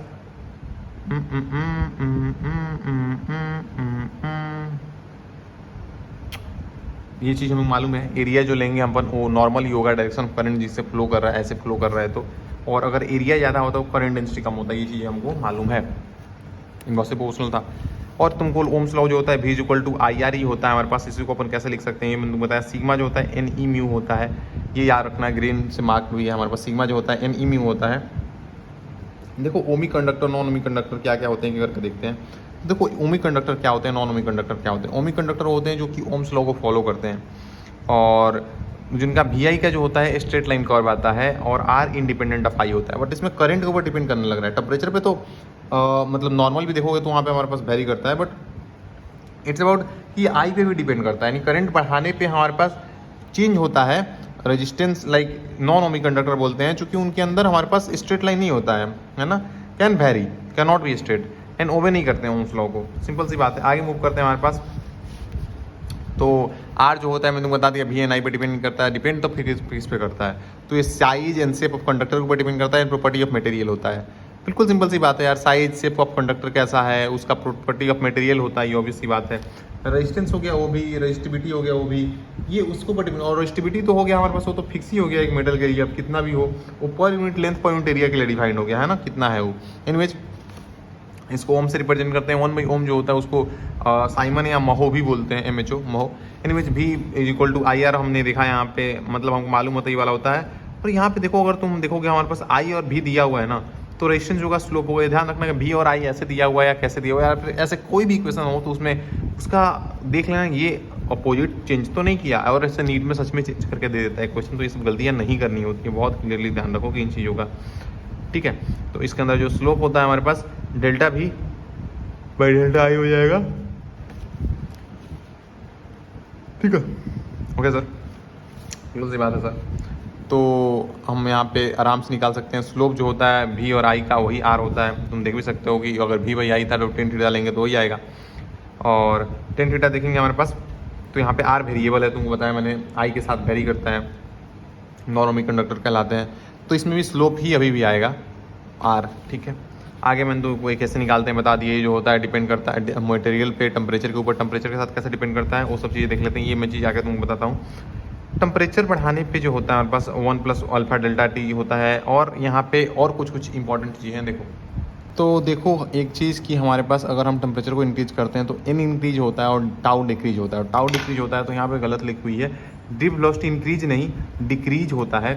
अगर तुम देखोगे हमारे पास किसके लिए, कंडक्टर के लिए, ठीक है ना। अगर कंडक्टर का देखोगे टाउ डिक्रीज करता है, एन भी इंक्रीज करता है बट नॉट दैट मच, क्योंकि ऑलरेडी पहले से बहुत ज़्यादा थे। बट टाउ डिक्रीज करता है, इसकी वजह से ज़्यादा डिफरेंस आ जाता है। तो वहाँ पे देखेंगे हम रेजिस्टेंस बढ़ता है। और अगर इसमें ही देखेंगे टेम्परेचर को अगर हमने इंक्रीज किया तो इसके अंदर number of electron hole pair बहुत ज़्यादा बन जाते हैं, जिसकी वजह से हमारे पास टाउ डिक्रीज तो किया but number of electron hole pair बहुत ज़्यादा बन चुके हैं। तो यहाँ पे हमारे पास रेजिस्टेंस बढ़ता है या घटता है, तो घटता है। रेजिस्टेंस घटता है, रेजिस्टिविटी घटती है, यानी हमारे पास इसमें कंडक्टेंस बढ़ेगा फिर। और हमारे पास एक दिया हुआ एलॉय वगैरह, इसको डायरेक्टली छोड़ सकते हो।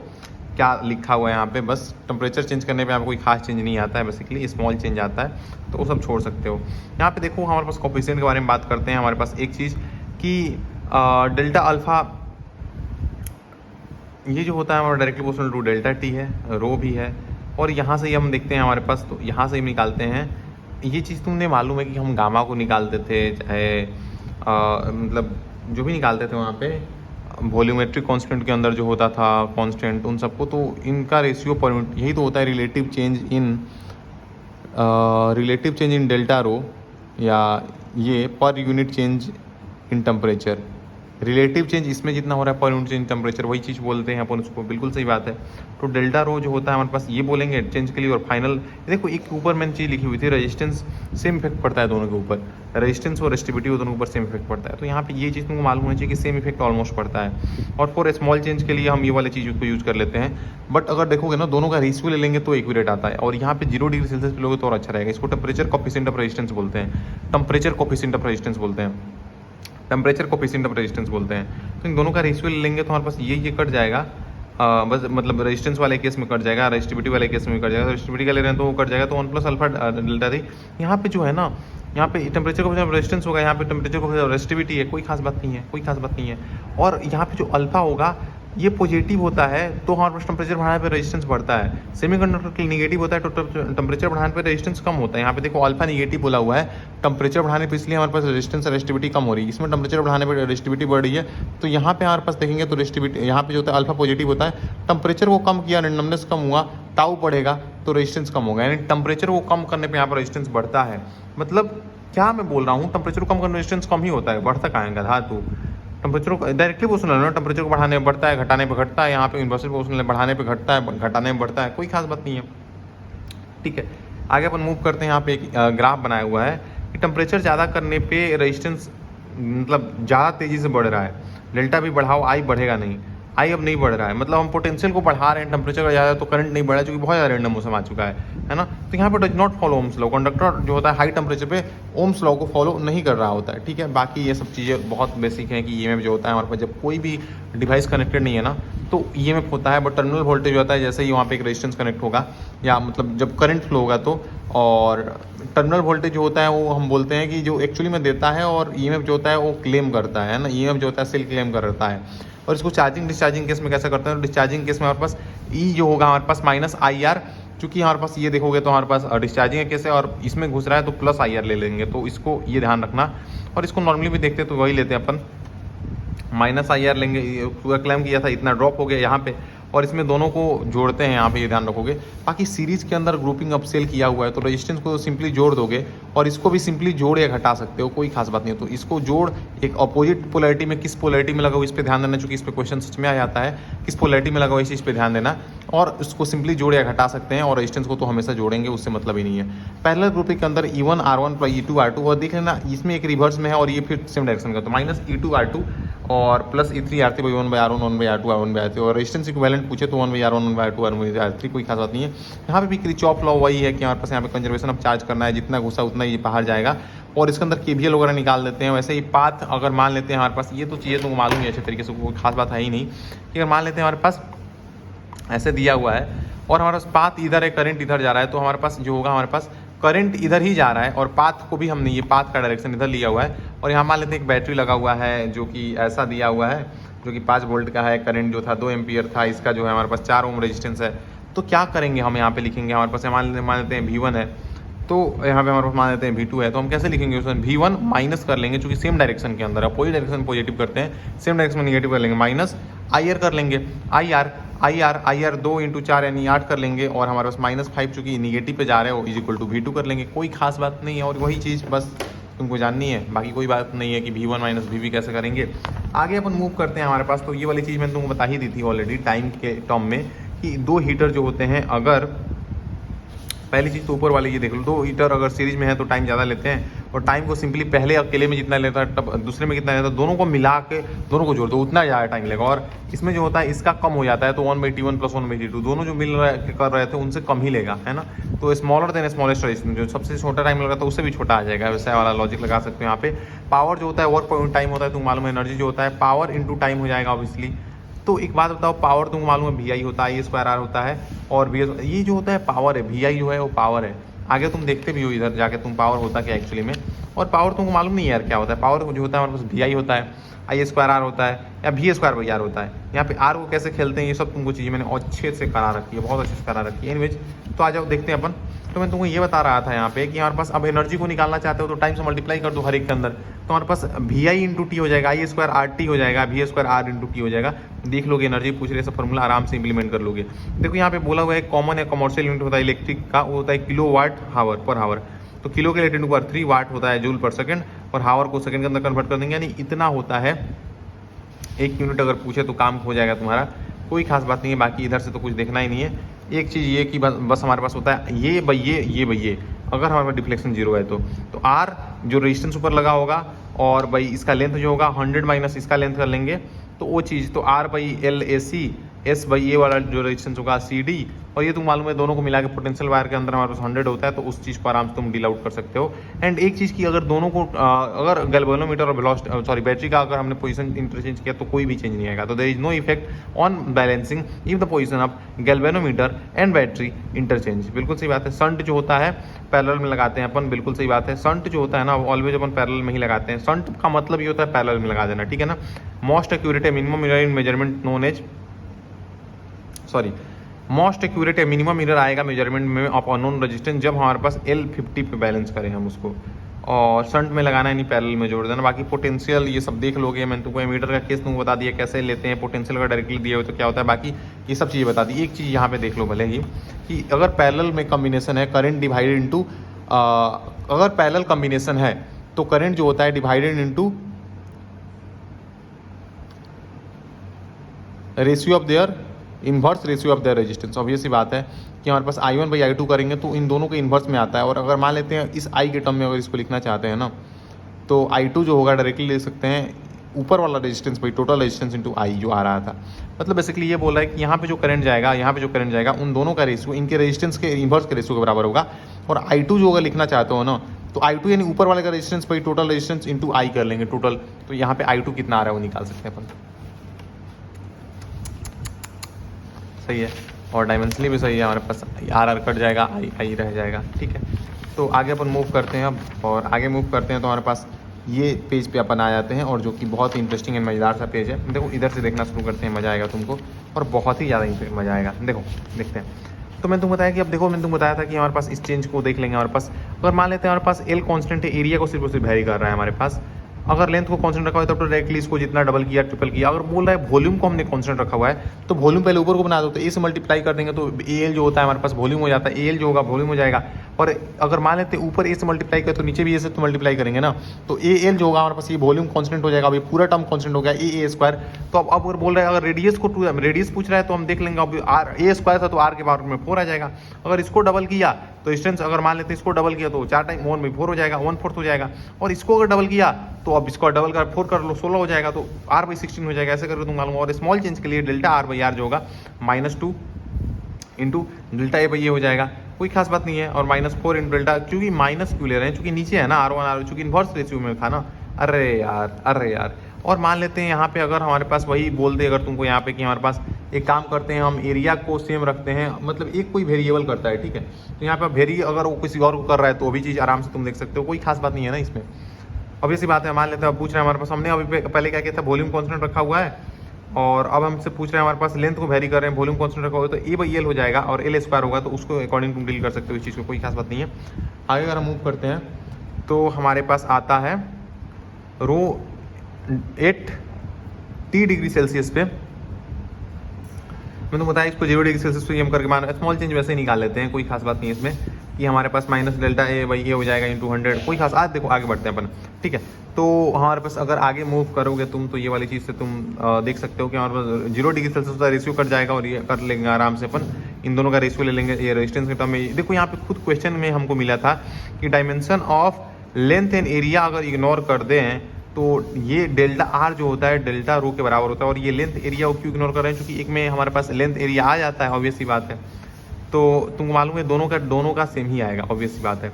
जो डेल्टा आर होता है temperature coefficient of resistivity and temperature coefficient of resistance, दोनों का दोनों सेम आता है। अब पूछ रहा है अगर टेम्परेचर को इंक्रीज कर रहे हैं बट आर इक्विवेलेंट नहीं चेंज हो रहा है, then find relation between R1 alpha and R2 alpha, दोनों बराबर होते हैं, ऑब्वियस सी बात है। तो बिल्कुल वैसा ही होता है कि हमारे पास, इसको देख भी सकते हो, इसी को जब डिफ्रेंशिएट करते हैं तो डेल्टा तीनों तरफ लगा लेते हैं, दोनों तरफ लगाते हैं, मेरी सॉरी दोनों तरफ लगाते हैं, और डेल्टा जो दोनों तरफ लगाते हैं तो हम यहाँ पे देख लेंगे कि हमारे पास डेल्टा R1 माइनस R2 हो जाएगा, क्योंकि एक नेगेटिव में चला जाएगा, और अगर मैग्नीट्यूड को देखो डेल्टा की जगह R1 R2 बराबर होगा।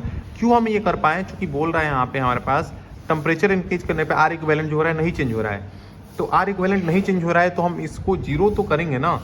तो अब हमने देख लिया कि हमारे पास टेम्परेचर चेंज करने पे नहीं चेंज कर रहा है, और टेम्परेचर जो चेंज कर रहे हैं दोनों ऑफकोर्स यार दोनों के लिए सेम ही कर रहे होंगे। आगे मूव करते हैं हमारे पास, तो हमने तुमको बता दिया कि कैसे लेते हैं अगर पाथ के डायरेक्शन में, और ये सब चीज़ें तुमको मालूम है, कोई खास बात नहीं लिखा हुआ इधर पूरा अगर देखोगे तो। और बेसिकली हमने कैसे ये रटा होना चाहिए कि अगर हमारे पास आर है तो डायरेक्टली इक्विवेलेंट आर हो जाएगा, विड्थ ऑन ब्रिज के अंदर सी है तो सी हो जाएगा।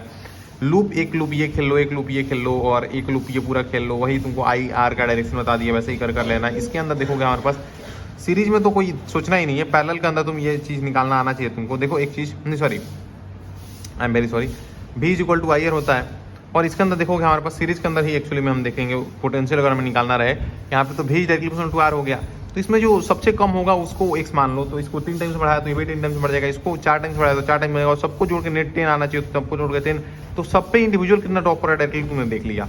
अगर वही यहाँ पे देखोगे अगर सेम नहीं है तो डायरेक्टली प्रोपोर्शनल टू R था तो V2 is equal to R2 हो जाएगा, V1 R1 ऐसे होगा हमारे पास, डायरेक्टली प्रोपोर्शनल टू R, तो यही रेशियो आएगा हमारे पास।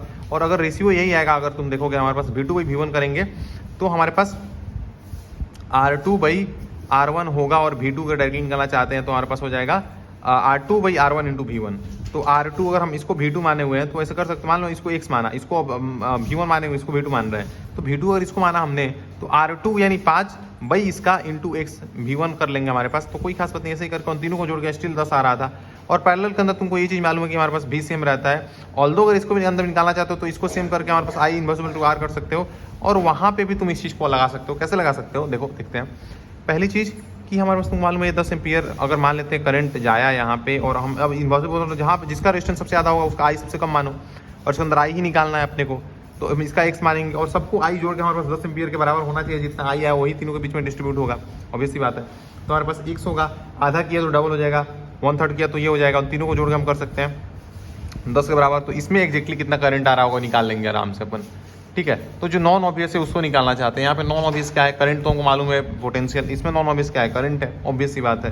तो देख लोगे ये चीज़। अगर मान लेते हैं हमारे पास रेशियो सेम नहीं है तो तुमको मालूम है इन्वर्स प्रोपोर्शनल है, और इन्वर्स को इसी रेशियो के टर्म में करके कर लोगे, कोई खास बात नहीं है। जब आई नेट अगर हमसे पूछ रहा है इसमें बताओ कितना होगा, तो ऑब्वियस बात है सारे रेजिस्टेंस सारे बैटरी को एक ही सर्कल अगर है तो सब भी को एक जगह मान लो, आर इक्विवेलेंट एक जगह मान लो और निकाल लो, कुछ है ही नहीं। अगर जंक्शन पे यहाँ पोटेंशियल पूछे तो इसके अंदर जंक्शन के लिए देखो मैंने तो बताया कैपेसिटर के अंदर C1 V1 plus C2 V2 C1 plus C2 करते हैं, V का डायमेंशन भी सेम आ जाता है। बट यहाँ पे अगर तुम देखोगे तो यहाँ पे तुम V1 R1 plus V2 R2 लगाना को ये लगा सकते हो, बट नो कन्फ्यूजन रखने के लिए V1 R1 plus V2 R2 ऐसे कर क्या करोगे, मीड का पोटेंशियल पूछ रहे हो तो V1 R1 plus V2 R2 1 by R1 plus 1 by R2, कोई खास बात नहीं है।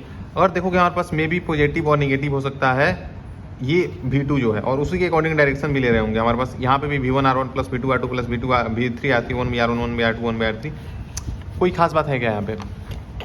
कोई खास बात नहीं है। अगर मल्टीपल लूप है, किसी भी एक लूप में सिर्फ एक बैटरी प्रेजेंट है, अगर मानते हैं हमारे पास मल्टीपल लूप हैं और किसी में एक लूप बैटरी है तो वही जीरो मान लो और वैसे ही करके निकाल सकते हैं, मिड का जंक्शन का पोटेंशियल निकाल लोगे।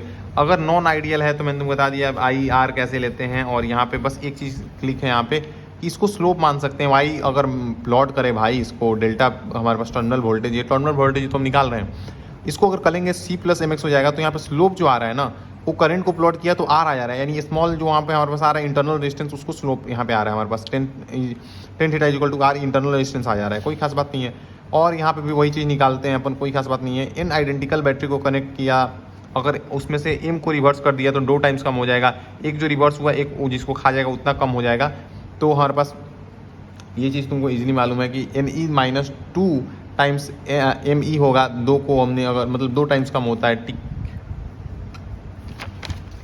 ठीक है, आगे मूव करते हैं। अगर हमारे पास देखोगे पैरेलल कॉम्बिनेशन अब सेल के अंदर, तो हमारे पास सेल का पैरेलल कॉम्बिनेशन जो होता है, देखो यहाँ पे बोला हुआ है कि यही चीज़ अगर देखोगे यहाँ पे सीरीज में हो सकता है, इसके अंदर पैरेलल में हो सकता है। अगर एक्स वाई के बीच में पोटेंशियल पूछ रहा है तो इसके अंदर अगर हम देखते हैं, अगर मान लेते हैं सीरीज के अंदर तो बेसिकली घटा देते हैं, सिंपल एक ई की सर्किट दिख रहा है, इसी के अंदर करंट फ्लो करता है। बट यहाँ पे अगर देखोगे पैरेलल के अंदर अगर हमें मानना है तो अब हम क्या करेंगे, E1 R1 by E1 E2 R2 1 by R1 1 by R2। अगर हमारे पास आगे अपन मूव करते हैं, हमारे पास यहाँ पे पॉजिटिव, चूंकि दोनों का एक ही साइड था, ये ध्यान देना, ये गलती तुमने किया हुआ है। अगर इन आइडेंटिकल बैटरी को अगर हम कनेक्ट करते हैं ना, अगर इन आइडेंटिकल बैटरी को पैरेलल में कनेक्ट करते हैं तो इसका नेट ईएमएफ ई ही आता है। और निकाल के भी देख लो, E1 R1 यानी इन टाइम्स हो जाएगा, और इसको भी करोगे तो इन टाइम्स हो जाएगा, NR कट जाएगा तो ई ही तो आया। और इनफेक्ट अगर हमारे पास इंटरनल रेजिस्टेंस सबका अलग अलग होता है तो भी पैरेलल के अंदर हमारे पास ई आएगा। अगर सबका ईएमएफ ई था, पैरेलल के अंदर वही रहता है, ई सेम इंटरनल रेजिस्टेंस का डिफर करता है, स्टिल ई ही आता है। तो ये वाली चीज़ मैंने तुमको बता दी।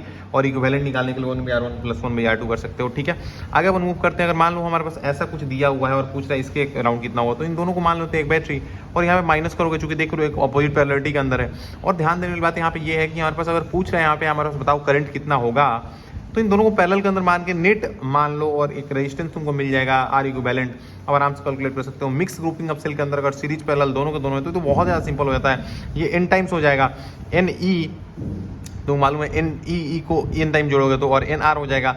अब इन दोनों को अगर मान लेते हैं पैरेलल के अंदर लेते हैं तो NE का NE रह जाएगा, और इसको अगर रेजिस्टेंस होता है पैरेलल के अंदर तो n टाइम्स कम हो जाता है, m बार है तो m टाइम्स कम हो जाएगा, जितना बार होगा उतना टाइम्स कम हो जाएगा। अब तुम आराम से करंट निकालना चाहते हो तो V जो था हमारे पास, V हमको मालूम है ये है, और R जो होगा हमारे पास इसके साथ हमारे पास सीरीज के अंदर है तो दोनों को जोड़ देंगे। अब हम बात कर रहे हैं हमारे पास पावर के बारे में, मजा आ जाता है पावर को देख के। देखो पावर क्या होता है, पावर स्केलर होता है, इंपॉर्टेंट बात, और वाट पर सेकंड होता है। ये सारी चीज़ें मैंने तुम बता दी। पावर जो होता है इंस्टेंटेनियस पूछे तो DE/dt बोलोगे, और हमारे पास इसका बोलेगा कि एनर्जी, और इसका ग्राफ दिया हुआ है तो ग्राफ से एरिया इंटीग्रेशन वाला कर भी लोगे, हमारे पास कोई खास बात नहीं है। और वेरिएबल है तो हमारे पास इसके इंटीग्रेशन के थ्रू निकाल लोगे। अरे यार कोई खास बात नहीं, एवरेज के लिए डेल्टा ही खेलते हैं अपन, वही चीज़ यहाँ पे भी लगाना अपने को। और एवरेज निकालने का एक तरीका ये भी होता है कि P delta T into delta, मतलब इंटीग्रेशन डेल्टा टी कर लेते हैं भाई इंटीग्रेशन डेल्टा टी, ये सब चीज़ें मैंने तुमको बता रखी है। अब यहाँ पे ध्यान दो कि हमारे पास अगर रेजिस्टेंस सेम दिया हुआ है तो हमारे पास डायरेक्टली क्वेश्चन होगा सीरीज के अंदर। अगर देखेंगे हमारे पास तो आई सेम होता है, अगर आई सेम निकला हमारे पास तो आई सेम है तो डायरेक्टली प्रोपोर्शनल टू आर है। पैरेलल के अंदर आर के इनवर्सली प्रोपोर्शनल हो जाएगा, कैसे, चूंकि भी सेम होगा तो इनवर्सली प्रोपोर्शनल टू आर होगा। तो ये चीज़ का ध्यान तुम देना। ठीक है, देखो हमारे पास इससे मतलब नहीं है सीरीज में कनेक्टेड है या पैरेलल में कनेक्टेड है, मतलब इस चीज़ से है ऑलवेज कि हमारे पास एक एक पे लॉस मालूम है ना, स्केलर सिंपल जोड़ दोगे। तो वही बोला हुआ है कि कंज्यूम पावर जो होता है ना ऑलवेज फॉलो सिंपल इंड। ये कंज्यूम पावर की बात कर रहा है, ये सारी चीज़ मैंने तुमको कराई थी या नहीं कराई थी, चलो एक बार दोबारा करते हैं ना। देखो क्या होता है, अगर तुम कंज्यूम पावर कैलकुलेट करोगे तो it will follow simple addition, ठीक है ना, सिंपल एडिशन विदर पैरेलल हो या सीरीज हो। अब कैसे कैसे यहाँ पे कुछ बहुत इंटरेस्टिंग से इक्वेशन दिए हुए हैं। जैसे मान लेते हैं आर इक्विवेलेंट ऑलवेज निकाल लिया करो, तो मान लेते हैं अगर 3 इसका निकालोगे 3 2 5 हो जाएगा आर इक्विवेलेंट, और पावर होता है v² / r तो v 10/5 यहाँ से भी वही आएगा। और इंडिविजुअल अगर निकालना चाहते हो आई हमको मालूम है सेम होगा, और आई निकाल सकते हो कैसे, आई इक्वल टू v, तो v और r हो जाएगा 5 2 एम्पियर, यानी I² r से भी निकालोगे, उन दोनों को जोड़ोगे तो वही आ रहा है। तो मतलब बेसिकली अलग अलग निकालो या कंज्यूम इक्विवेलेंट पे, इक्विवेलेंट वाला मतलब करके कई बार हम रिपीट कर रहे हो, तो ये इंपॉर्टेंट है। जहाँ पे कुछ ना समझ में आया ना, इक्विवेलेंट निकाल ले, बस इक्विवेलेंट से कर लो। लॉस 2 सेकंड के अंदर ईच रेजिस्टेंस बताओ कितना होगा। अगर हमारे पास यहाँ पे 2 एम्पियर फिक्स जा रहा है, इसमें 2 एम्पियर फिक्स नहीं जा रहा है, टाइम पे वेरिएबल है, टाइम पे डिपेंड कर रहा है, तो अगर देखेंगे हमारे पास आई स्क्वायर है तो 2 का स्क्वायर इंटू आर हमें दिया हुआ है, इंटू टाइम हमें दे दिया 2 सेकंड के अंदर। तो यहाँ पे हम देखेंगे तो ऐसा आ रहा है, बट यहाँ पे हमारे पास अगर 2t है, टाइम पे डिपेंड करता है तो इंटीग्रेशन करना पड़ेगा। और मैंने तुमको बताया था कि आई फंक्शन ऑफ टाइम होना चाहिए, टाइम है तो dt ले लेंगे। अरे यार ये चीज़ तो मैं तुमको पहले ही बता के लेके आई। तो हमारे पास 2 × 4 t स्क्वायर हो जाएगा। रेजिस्टेंस में 3 ओम दिया हुआ था, dt कर लेंगे। अब इसको इंटीग्रेट कर लो, 12 कॉमन बाहर निकालेंगे, 4 3 12, t³ 4 और 0 से 2 के बीच में निकालना चाहते हैं चूँकि टाइम 2 सेकंड बोला था, तो ऐसे ही करके निकाल लोगे। अब यहाँ पे एक इंटरेस्टिंग सा केस देखने को मिलता है कि फाइन बोल रहा है loss heat loss in circuit when the key is open and close in time t। अब बढ़िया क्वेश्चन है, देखो क्या बोल रहा है हमारे पास। मैंने तुमको बताया कुछ ना समझ में आया तो इक्विवेलेंट आर रेजिस्टेंस निकाल लो। तो v स्क्वायर यानी ई स्क्वायर भाई आर इक्विवेलेंट अगर ओपन है तो हमारे पास, अब बोल रहे हैं पहले मान लेते हैं इसमें बस ये बोला हुआ है ना, एक केस मानो जहाँ पे ओपन है, एक केस मानो जहाँ पे क्लोज कर दिया, कितना डिफरेंस आ रहा है, ठीक है।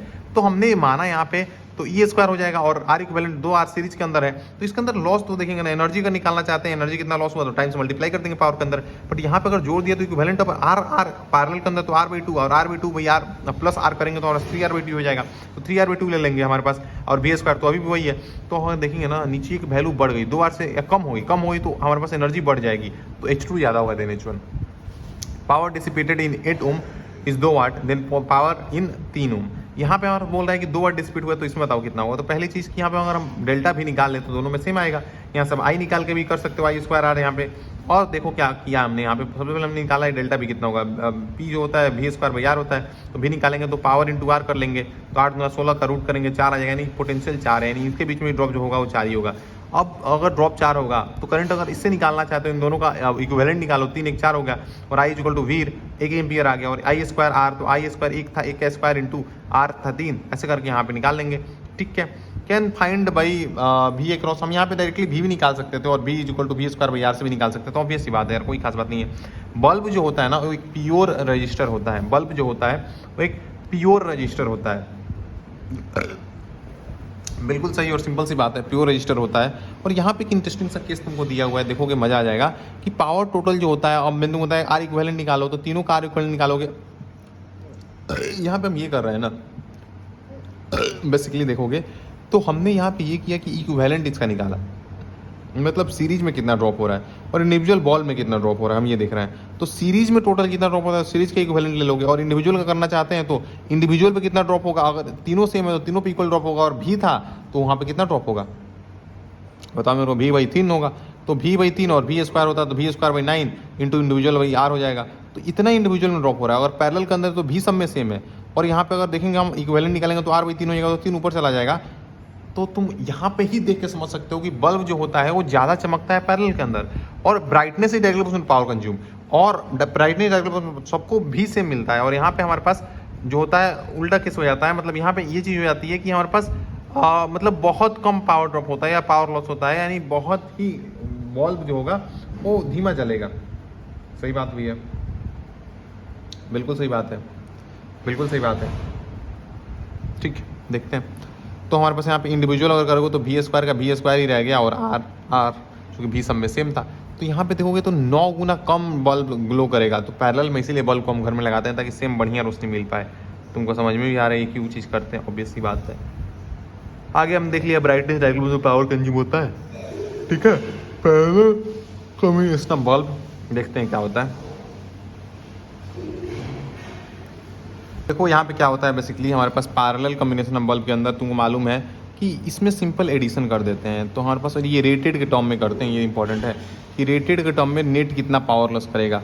तो अगर मान लेते हैं, और एक चीज़ की हमारे पास V1 देने पे P1 पावर कंज्यूम करता है। अगर रेटेड ये है ना, रेटेड पावर इन वोल्टेज दिया हुआ है PV, तो इसको जब V वोल्टेज देंगे तो P1 पावर कंज्यूम करेगा। ये चीज़ तुमको मालूम होनी चाहिए। V सप्लाई अगर V रेटेड के बराबर है तो P1 पावर कंज्यूम करता है। वही चीज़ कितनी बार बोल दी भाई साहब बताओ मेरे को। तो नेट पावर लॉस जो होगा हमारे पास वो कितना होगा, तो इस पे जितना लॉस, इस पे जितना लॉस, इस पे जितना लॉस, इंडिविजुअल का लॉस मजदूरी तरीका से निकाल लो अब आराम से। रेजिस्टेंस से बल्ब निकालने का तरीका कैसा है, देखो v स्क्वायर बाई आर होता है हमारे पास, power v square by R निकालोगे तो v स्क्वायर बाई p हो जाएगा, और v rated by p rated तुमको दिया हुआ, वहाँ से हमारे पास रेजिस्टेंस कॉमन निकाल लेंगे बल्ब का कितना होगा, और हमारे पास 1/r equivalent 1/r 1 1/r 2 1/r 3 होगा हमारे पास ऑफकोर्स सबका रेजिस्टेंस अगर हम जोड़ेंगे तो।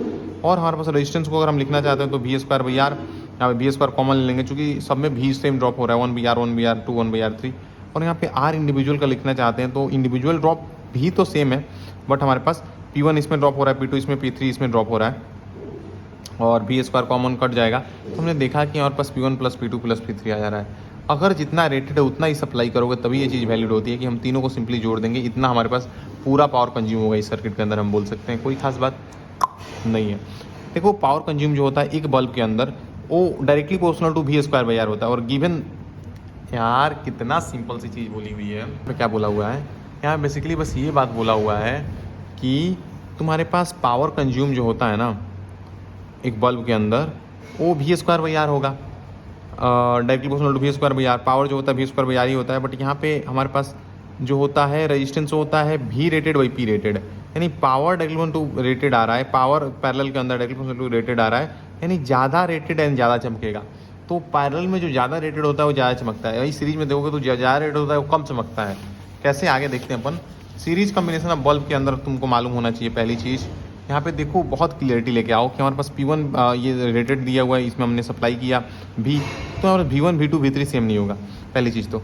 और इसमें P इक्विवेलेंट अगर हम निकालेंगे तो V equivalent V square by R equivalent R1 plus R2 plus R3 बोलेंगे, और P इक्विवेलेंट जो आएगा हो जाएगा V स्क्वायर। R इक्विवेलेंट के लिए हम बोलेंगे हमारे पास R1 जो है, हमारे पास R1 कितना हुआ तो P1 और by V square, P2 by V square, P3 by V square हो जाएगा हमारे पास।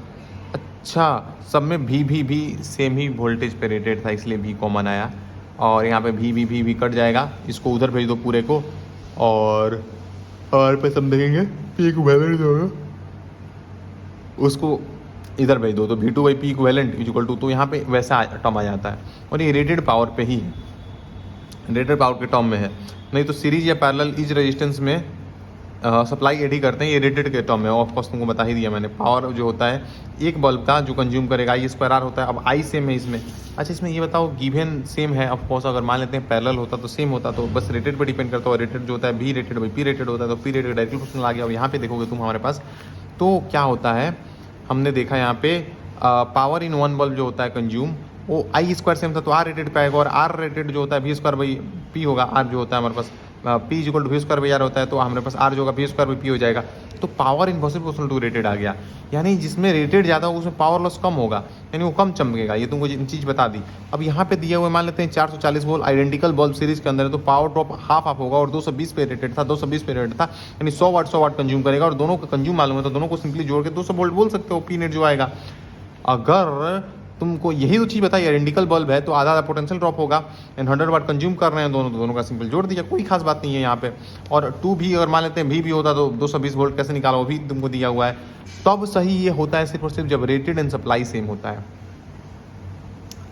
जितना पे रेटेड है उतना ही सप्लाई करेंगे तब ये वाली चीज़ को लगा सकते हैं अपन, नहीं तो ऐसा मत लगाने लग जाना, ऑब्वियस सी बात है यार। रेटेड और सप्लाई सेम होता है तभी इस चीज़ को अपन लगा सकते हैं, ठीक है। आगे अपन मूव करते हैं, तो हमारे पास एक क्वेश्चन यहाँ पे दिया हुआ है कि मान लेते हैं अगर 110 है, 110 अब रेटेड सप्लाई सेम है तो ये लगा सकते हो 50 इंटू 50 बाई 50 100 हो जाएगा हमारे पास, तो 100 काट दो 25 आ रहेगा आंसर डायरेक्टली। तो 25 कैसे निकाला हमने, इससे निकाला। अगर रेटेड सप्लाई सेम है तो ये लगाओगे। अब यहाँ पे एक अलग और बहुत इंटरेस्टिंग सा बढ़िया सा केस दिया हुआ है कि मान लेते हैं 220 हमने दिया और इसका 110 है, और ये 100 वाट कंज्यूम कर रहा है, ये 50 वाट मतलब कंज्यूम करेगा जब इसको इतना देंगे, तो बेसिकली दोनों का रेजिस्टेंस अलग अलग आ जाएगा हम देखेंगे तो। और जो होता है हमारे पास पावर क्या होता है, हमारे पास पावर हमने देखा कि हमारे पास होता है V स्क्वायर बाई R, तो जिसका हमारे पास रेजिस्टेंस ज़्यादा होगा उसका पावर कम होगा, ये चीज़ें तुमको मालूम है, यहाँ पे लिखा हुआ है जो। अब हम मान लेते हैं हमारे पास कि यहाँ पे V कंज्यूम हो रहा है, यहाँ पे 2V कैसे निकाला, अगर मान लेते हैं इसका R होगा तो इसका 2R हो जाएगा। चूँकि पावर को अगर हमने आधा किया तो रेजिस्टेंस जो होगा वो डबल हो जाएगा, ऑब्वियसली बात है, ये तुमको चीज़ मालूम ही है, तो इस 2V हो जाएगा। कैसे हमने V और 2V को कैसे बोल दिया, तो हमारे पास I सेम होगा दोनों के अंदर, V इक्वल टू IR। तो हमारे पास अगर तुमको मालूम है V is equal to IR होता है और I अगर सेम है तो VR का डायरेक्टली क्वेश्चन लिया ना, तो तुम मालूम है कि V को भी 2V कर लेंगे तो दोनों को जोड़ के 220 आ रहा है, तो V ये लोन निकालेंगे तो 73 पॉइंट कुछ आएगा। और V2 को अगर देखोगे ना तुम तो 2 टाइम्स करेंगे तो 146, यानी रेटेड से ज़्यादा सप्लाई कर रहे हो तो तुरंत वो फ्यूज हो जाएगा, 50 वाट बल्ब जो होगा वो फ्यूज हो जाएगा ईजिली। बहुत ईजी और सिंपल सी चीज़ है, कोई खास बात नहीं है। ऐसे ये वाली चीज़ मैंने तुमको बता ही दी थी, कंडक्टिविटी जो होती है सिग्मा होती है। मैक्सिमम पावर थ्योरम के बारे में बात कर लेते हैं, यहाँ पर अच्छे तरीके से उसके बारे में लिखा हुआ है कि मैक्सिमम पावर थ्योरम क्या होता है। मैक्सिमम पावर थ्योरम जो होता है वो होता है हमारे पास power drop will be maximum when R is equal to R। अगर R और R ये दोनों के दोनों सेम होते हैं तो मैक्सिमम पावर ड्रॉप होता है। तो इस पे क्वेश्चन मिलते हैं आए गए दिन, ध्यान रखना इंपॉर्टेंट है। और इस चीज़ को भी देख सकते हो अगर तुम देखना चाहो तो, कि हमारे पास आर वेरिएबल है। मैक्सिमम पावर थ्योरम यही होता है कि कब मैक्सिमम होगा, तो इन दोनों को जोड़ते हैं अपन, I is equal to we और आर कर लिया तो आर प्लस आर करेंगे अपन, कोई खास बात नहीं है। और यहाँ पे तुमको एक चीज़ दी हुई है कि पावर कंज्यूम जो होता है आई स्क्वायर आर हो जाएगा। अब आई कैसे निकालेंगे, तो होता है हमारे पास आई तो हमने निकाला था, इन दोनों का स्क्वायर इंटू आर कर लेंगे। और यहाँ से अगर दोनों को हम डिफ्रेंशिएट करते हैं तो हमारे पास आ जाता है R is equal to R. और हमारे पास अगर हम यहाँ पे ड्रॉप करेंगे, अगर हम मतलब ग्राफ बनाते हैं ई और आर का, तो क्या मिलेगा हमको, तो ई और आर का अगर हम बनाएंगे ना, तो ये हमें ये बता रहा है बेसिकली कि हमारे पास मैक्सिमम पावर जो कंज्यूम होगा वो हमें मालूम हो गया ई स्क्वायर बाई 4r होगा, चूँकि आर आर सेम होगा 2r और 2 गुना 4 हो जाएगा। तो बेसिकली मैक्सिमम जो होगा ना, अब ये तुमको मालूम है आई है, sorry I am very sorry, ये हमको मालूम है हमारे पास क्या है, पावर कंज्यूम है। और पावर कंज्यूम मैक्सिमम के लिए आर और आर बराबर कर लो तो 2r हो जाएगा। तो बेसिकली मैक्सिमम पावर कंज्यूम कैसे आया ये तुमको मालूम चला, नीचे आर स्क्वायर था, आर आर कट के आर ही नीचे आएगा, और बी स्क्वायर भी आर डायमेंशनली भी सही है। तो आर भाई आर पे अगर देखोगे तुम तो हमारे पास मैक्सिमम पावर कंज्यूम हो रहा है, और कितना हो रहा है ये फार्मूला से, क्योंकि ये जनरल फार्मूला है, इसमें हम स्पेशल केस की वैल्यू डालेंगे तो हमारे पास मैक्सिमम मिल जाएगा। वो स्पेशल केस की वैल्यू डाली हमने, जहाँ पे मैक्सिमम मिलता है तो ऑफकोर्स वही वाला मिलेगा, इसमें कोई खास बात थी ही नहीं। आगे मूव करते हैं अपन, बाकी सारी चीज़ें तुमको बता रखी है। अब मूव करते हैं देखो मूविंग चार्ज मैग्नेटिज्म के ऊपर। बहुत सिंपल सा है, सारे के सारे फॉर्मूलाज मैंने तुमको बता रखे हैं, एक बार को लिखना चाहे तो चलो लिख के और इसको करते हैं और ज़्यादा मज़ा आएगा। ठीक है, अरे यार ठीक है। तो देखो हमारे पास अगर मान लेते हैं हमारे पास पहली चीज़ की क्या क्या चीज़ें होती हैं, उनको एक करके देखते चले जाते हैं। कि अगर मान लेते हैं सबसे पहले हमारे पास एक इनफाइनाइट वायर है, तो म्यू नॉट बाई इनफाइनाइट है, तो mu naught by 4π2I by ये होता है। अगर मान लेते हैं इससे आई करंट फ्लो कर रहा है, बट वही अगर लिमिटेड होता है एक जगह तो म्यू नॉट बाई 4π और आई बाई ये होता है। ये सब चीज़ें मैंने तुमको बता रखी है शायद। यहाँ पे देखोगे तो हमारे पास यहाँ पे थीटा लेते हैं हम, और थीटा जो होता है ना यहाँ पे हमारे पास sine theta 1 plus sine theta 2, और आई अगर देख लेते हैं 992 होता है तो वहाँ से ये 2 आता है, नहीं तो जनरल केस में हमारे पास ये 2 नहीं होता है, आई बाई ये into sine theta 1 plus sine theta 2। और मान लेते हैं इतना ही वायर होता है, और यहाँ पे हमसे पूछता तो sign theta 1 minus sign theta 2 मिल लेते हैं, क्योंकि एक वाला तो नॉर्मल है हम ऊपर जाके ही लेते हैं, बट दूसरे वाला मतलब नॉर्मल नहीं है, तो कॉस थीटा वहाँ पे ही सॉल्व कन्वर्ट करके माइनस साइन थीटा हो जाता है, और यहाँ पे आई बाई ये हो जाता है। मैंने तुमको बताया अगर मान लेते हैं एक रिंग है और एन से मल्टीप्लाई कर दोगे, नहीं यहाँ पे नहीं, यहाँ पे एन से multiply mu naught by 2 I by ये होता है हमारे पास, एन से मल्टीप्लाई कर दोगे अगर एन है तो हमारे पास mu not by 2 I by ये। और बाकी तुमको ये सारी चीज़ें मैंने तुमको बता ही दी थी कि अगर जाता है यहाँ से ही निकल जाता है तो हमारे पास क्या होता है, हमारे पास सेंटर पे मैग्नेटिक फील्ड जीरो होता है। बाकी बायोट से लॉ क्या होता है एक बार बात करते हैं और देखते चलते हैं, मज़ा आ जाएगा तुमको। Let's do it baby. देखो बायोट लॉ क्या होता है, फाइनाइट वायर जो होता है ना उसके लिए डिफाइंड होता है, वेक्टर होता है, इसको अपन वेक्टर बोलते हैं, डीएल क्रॉस आर।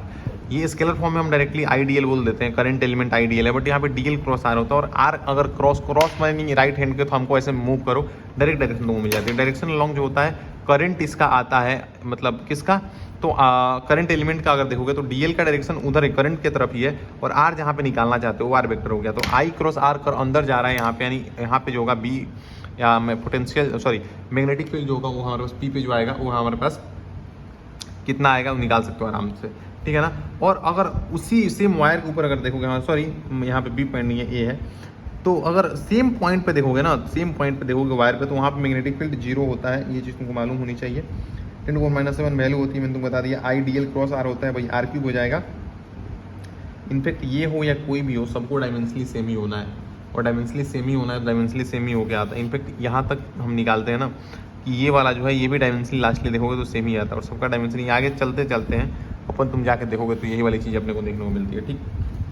ठीक है सर। तो अभी सिंपली आगे हम मूव करते हैं, ठीक है।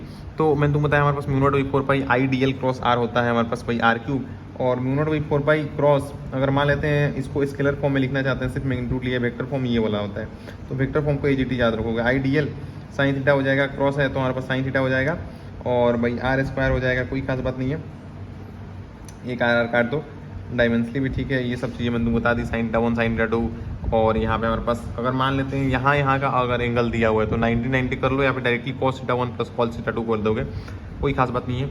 और हमारे पास इन्हीं 90 कर देते हैं तो हमारे पास यहाँ पे 2 आ जाता है, यहाँ पे मैंने तुमको बता दिया यहाँ पे माइनस आ जाता है, और ऊपर नीचे जाके लेते तो पॉजिटिव होता है, तो ऊपर जाके ले रहे हैं तो निगेटिव आ जाएगा। सेमी के लिए बता दिया, सेंटर पे क्या होता है बता दिया, और इन टर्म्स है तो इनसे मल्टीप्लाई कर दोगे। यहाँ पे देखो एक मेंटो दिया हुआ है कि सेम वायर को यूज करके हमने इन टाइम्स फोल्ड कर दिया, तो हमारे पास मैग्नेटिक फील्ड होगी फाइनल वो इन स्क्वायर टाइम्स बढ़ जाती है। इसको ड्राइव करके भी देख सकते हो, कोई खास बात नहीं, वही आता है। और इसमें जो होता है ना, जितना हाफ करते जाओ, जितना जो करते जाओ उतना करते जाओ। मान लेते इसको 1/4 किया तो 1/4 होगा। अगर सेमी सर्कल के लिए देख रहे हैं तो हाफ से मल्टीप्लाई करोगे 1/4 कर लोगे, या इनफेक्ट किसी भी एंगल के लिए देख रहे हो तो वो एंगल बाई टोटल एंगल कर लोगे तो उसका वो फ्रैक्शन मिल जाएगा और वहाँ से वो चीज़ कर सकते हो।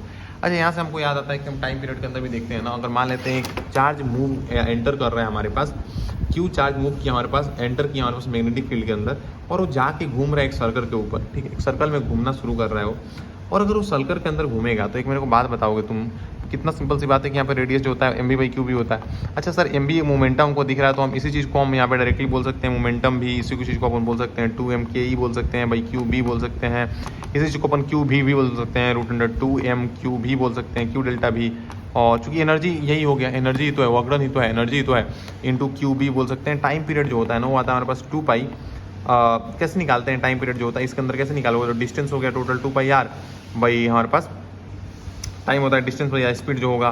तो यहाँ पे अगर देखोगे ना तो हमारे पास 2π, और इसको करते हैं वेलोसिटी कट जाती है यहाँ पे जो वेलोसिटी होता है, तो यहाँ पे बस आ जाता है m/qb, 2πm/qb। अब यहाँ पे ये देखोगे रेडियस के ऊपर डिपेंड नहीं करता, बट यहाँ पे जो होता है ना हम ये देखते हैं कि m/qb जो हो गया ना, एक सेकेंड, इसमें यहाँ पे जो होता है इसका भी वैसे ही रेशियो निकालते चलते हैं, जितना एंगल में पूछ रहे हैं वहाँ पे उतना एंगल लेते चलते हैं। तो यहाँ पे शायद इस 2π को हटा देते हैं अपन, और जितना एंगल बोल रहा होता है उससे मल्टीप्लाई करते चलते हैं। शायद इसको एक बार को कंफर्म कर लोगे, कर ही लो, अभी कर लो, पॉज करो, कंफर्म कर लो, क्यों कन्फ्यूजन छोड़ना, ठीक है ना, कन्फ्यूजन तुरंत क्लियर होते हैं। एनीवेज यार रुको मैं ही बता देता हूँ इस चीज़ को कंफर्म किया। अरे यार हाँ, तो देखो मैंने इस चीज़ को कंफर्म किया, एक्चुअली वहाँ पे थीटा ही होता है जो होता है, तो यहाँ पे थीटा से ही मल्टीप्लाई कर देते हैं, m/q भी देख सकते हो। अब चलो पहले इसको रिवीजन कर रहे हैं तो एक बार को देखते हैं, फिर इसके थ्रू ही मैं थोड़ी बहुत चीज़ें तुमको अभी कभी क्लियर करा दूंगा, मज़ा आ जाएगा, पूरा एक चैप्टर एकदम रगड़ के हो जाएगा अच्छे तरीके से।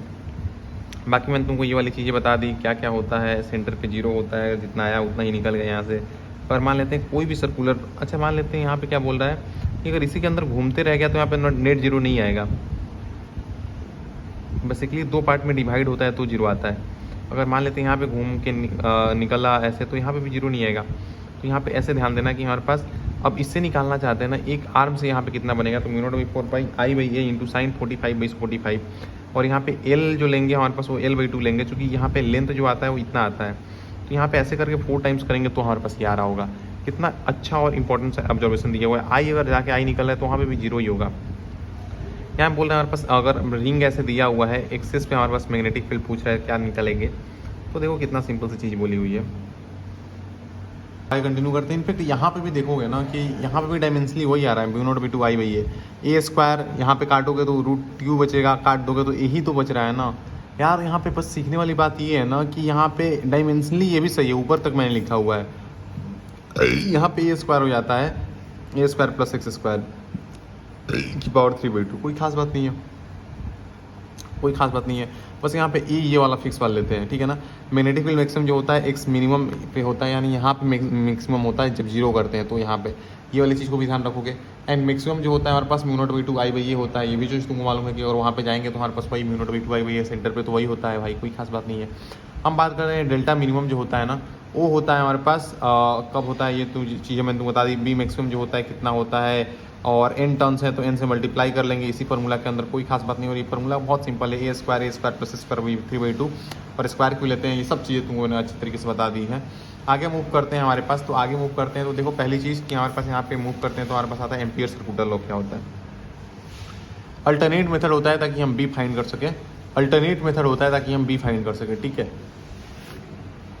तो चलो अभी आगे कंटिन्यू करते हैं, देखते हैं। सबसे पहली चीज़ हम इधर आ गए थे, देखो एम्पियर सर्कुलर लॉ जो होता है वो होता है हमारे पास लाइन इंटीग्रेशन होता है b.dl equal to μ0 into I inside. I inside जो होता है इसको एज ए डायरेक्शन लेते हैं, वो बाहर वाला है अंदर वाला है, एज पॉजिटिव निगेटिव ऐसे ही है। लाइन इंटीग्रेशन होता है, एम्पियर सर्कुलर लॉ बोलते हैं। Alternate method to find b, alternate method होता है ताकि हम मैग्नेटिक फील्ड फाइंड करें, बिल्कुल सही बात है, useful in symmetrical cases, okay. Alternate method होता है। और हॉलो सिलेंडर के अंदर बात करेंगे, देखो एक सेल थ्योरम होता है, ठीक है।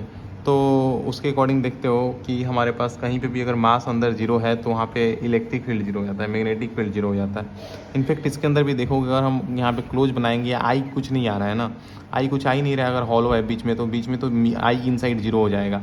और सरफेस के ऊपर मैंने बताया mu naught I by R होगा यहाँ पे mu not by 4 pi I by R 2 I by R, वही एक नॉर्मल इनफाइनाइट मानो, वैसे सिंपल वायर की तरह ट्रीट कर लो। ये आर तो बाहर आर ही होगा, इनवर्सिबल पोर्शन बाहर होता है, तो इसका बनाओगे तो अंदर जीरो था बिल्कुल बाहर ऐसे आ गया। अगर सॉलिड के केस में देखोगे यही चीज़, तो वही चीज़ है यार कि इनवर्सली पोर्शनल बाहर सरफेस पे तो वही रहेगा, बट इनसाइड में देखोगे ना तो यहाँ पे कोई भी चीज़ इनसाइड के अंदर अगर तुम देखते हो तो डायरेक्टली पोर्शनल टू आर होती है, जितना बढ़ाते उतनी बढ़ती है। तो यहाँ पे 2i by R square by R होगा, जितना बढ़ाने में बढ़ती है तो उस पर डिपेंड करती है, ध्यान रखना, ठीक है। सोलेनॉइड जो होता है ये जो बार मैग्नेट बिहेव करता है, मैंने तुमको बता रखा है, ये क्लॉकवाइज एंटी क्लॉकवाइज का डायरेक्शन तुमको मालूम है। सोलेनॉइड जो होता है बार मैग्नेट की तरह ही बिहेव करता है, म्यू नॉट एन आई होता है, एन जो होता है नंबर ऑफ टर्न पर यूनिट लेंथ होता है, और इसके अंदर जो होते हैं एजेज पे हाफ हो जाता है। और टोटवाइड के अंदर जो होता है यहाँ पे भी मैग्नेटिक फील्ड जीरो है, यहाँ पे भी जीरो है, अंदर से प्रेजेंट होता है। और इसके अंदर जो होता है ना, हम लेते हैं नंबर ऑफ टर्न पर यूनिट लेंथ, और पर यूनिट लेंथ के लिए जो हम 2 पाई आर लेते हैं, आर एवरेज क्या लेते हैं वो देख लो, बाकी फार्मूला वही होता है। फोर्स जो होता है, अब तीनों के तीनों को चलो अब एक बार को लिखते हैं, मज़ा आता है। देखो हमारे पास स्केलर और वेक्टर के फॉर्म में तीन ही है। एक क्यू जो मूव कर रहा है उसके अंदर आता है हमारे पास क्यू वी, तो क्रॉस बी तो सबके अंदर ही होता है। अगर मान लेते हैं हमारे पास करंट करिंग वायर है तो बिल आता है, यहाँ पे फोर्स जो लगता है करंट करिंग वायर के अंदर मैग्नेटिक फील्ड में है तो यहाँ पे बी क्रॉस के अंदर ही रहता है। और हमारे पास अगर ईएमएफ जो होता है वो होता है हमारे पास बबल, वहाँ पे ईएमएफ जो होता है प्रोड्यूस होता है हमारे पास भी क्रॉस बी डॉट एल होता है। तुमको मालूम है ये वेलोसिटी जो होगा उसका डायरेक्शन हम इसलिए लेंगे, यहाँ पे क्या लेंगे तो वेलोसिटी है तो वेलोसिटी को ही कंसीडर करोगे, वैसी बात है, और यहाँ पे लेंथ को कंसीडर कर लोगे, वैसी बात है, एंड देन आई, चूँकि आई को तो क्रॉस कर ही नहीं सकते हैं। तो यही तीन फार्मूला होते हैं, भी क्रॉस बी डॉट क्यू देखोगे आएगा हमारे पास। और यहाँ पे ही अगर देखोगे हमारे पास बता दिए, तीनों लिख दिया मैंने इनफेक्ट, एल क्रॉस बी, देख L cross B dot I होता है तो L cross B dot I होता है, यानी ईएमएफ जो होता है भी क्रॉस बी डॉट एल होता है, तो यही चीज़ होती है। एंड आगे मूव करते हैं अपन अब, तो देखो देखते हैं, ठीक है देखते हैं। ये जो वायर है IBL है, बिल्कुल सही बात है। कंडक्टर इन जो ईएमएफ इंडोस होता है, अगर कंडक्टर मूव कर रहा है तो ये सब चीज़ें बता दी है, तीनों के तीनों परपेंडिकुलर, कोई भी दो पैरेलल हो गए ना तो फिर जीरो हो जाएगा। तीनों के तीनों परपेंडिकुलर, साइन थीटा जो होता है हमारे पास ये दोनों भी परपेंडिकुलर हो जाएंगे, तो हमारे पास साइन 0 1 होता है तो क्यू भी हो जाएगा। और कोई भी अगर दो रेस्ट के ऊपर हो गया तो भी जीरो हो जाएगा, और कोई भी दो पैरेलल हो गए तो भी जीरो हो जाता है। थीटा 180 अगर मान लेते हैं इसी डायरेक्शन मूव कर, इसी डायरेक्शन मूव कर, तो फोर्स फिर नहीं लगता है, ठीक है ना।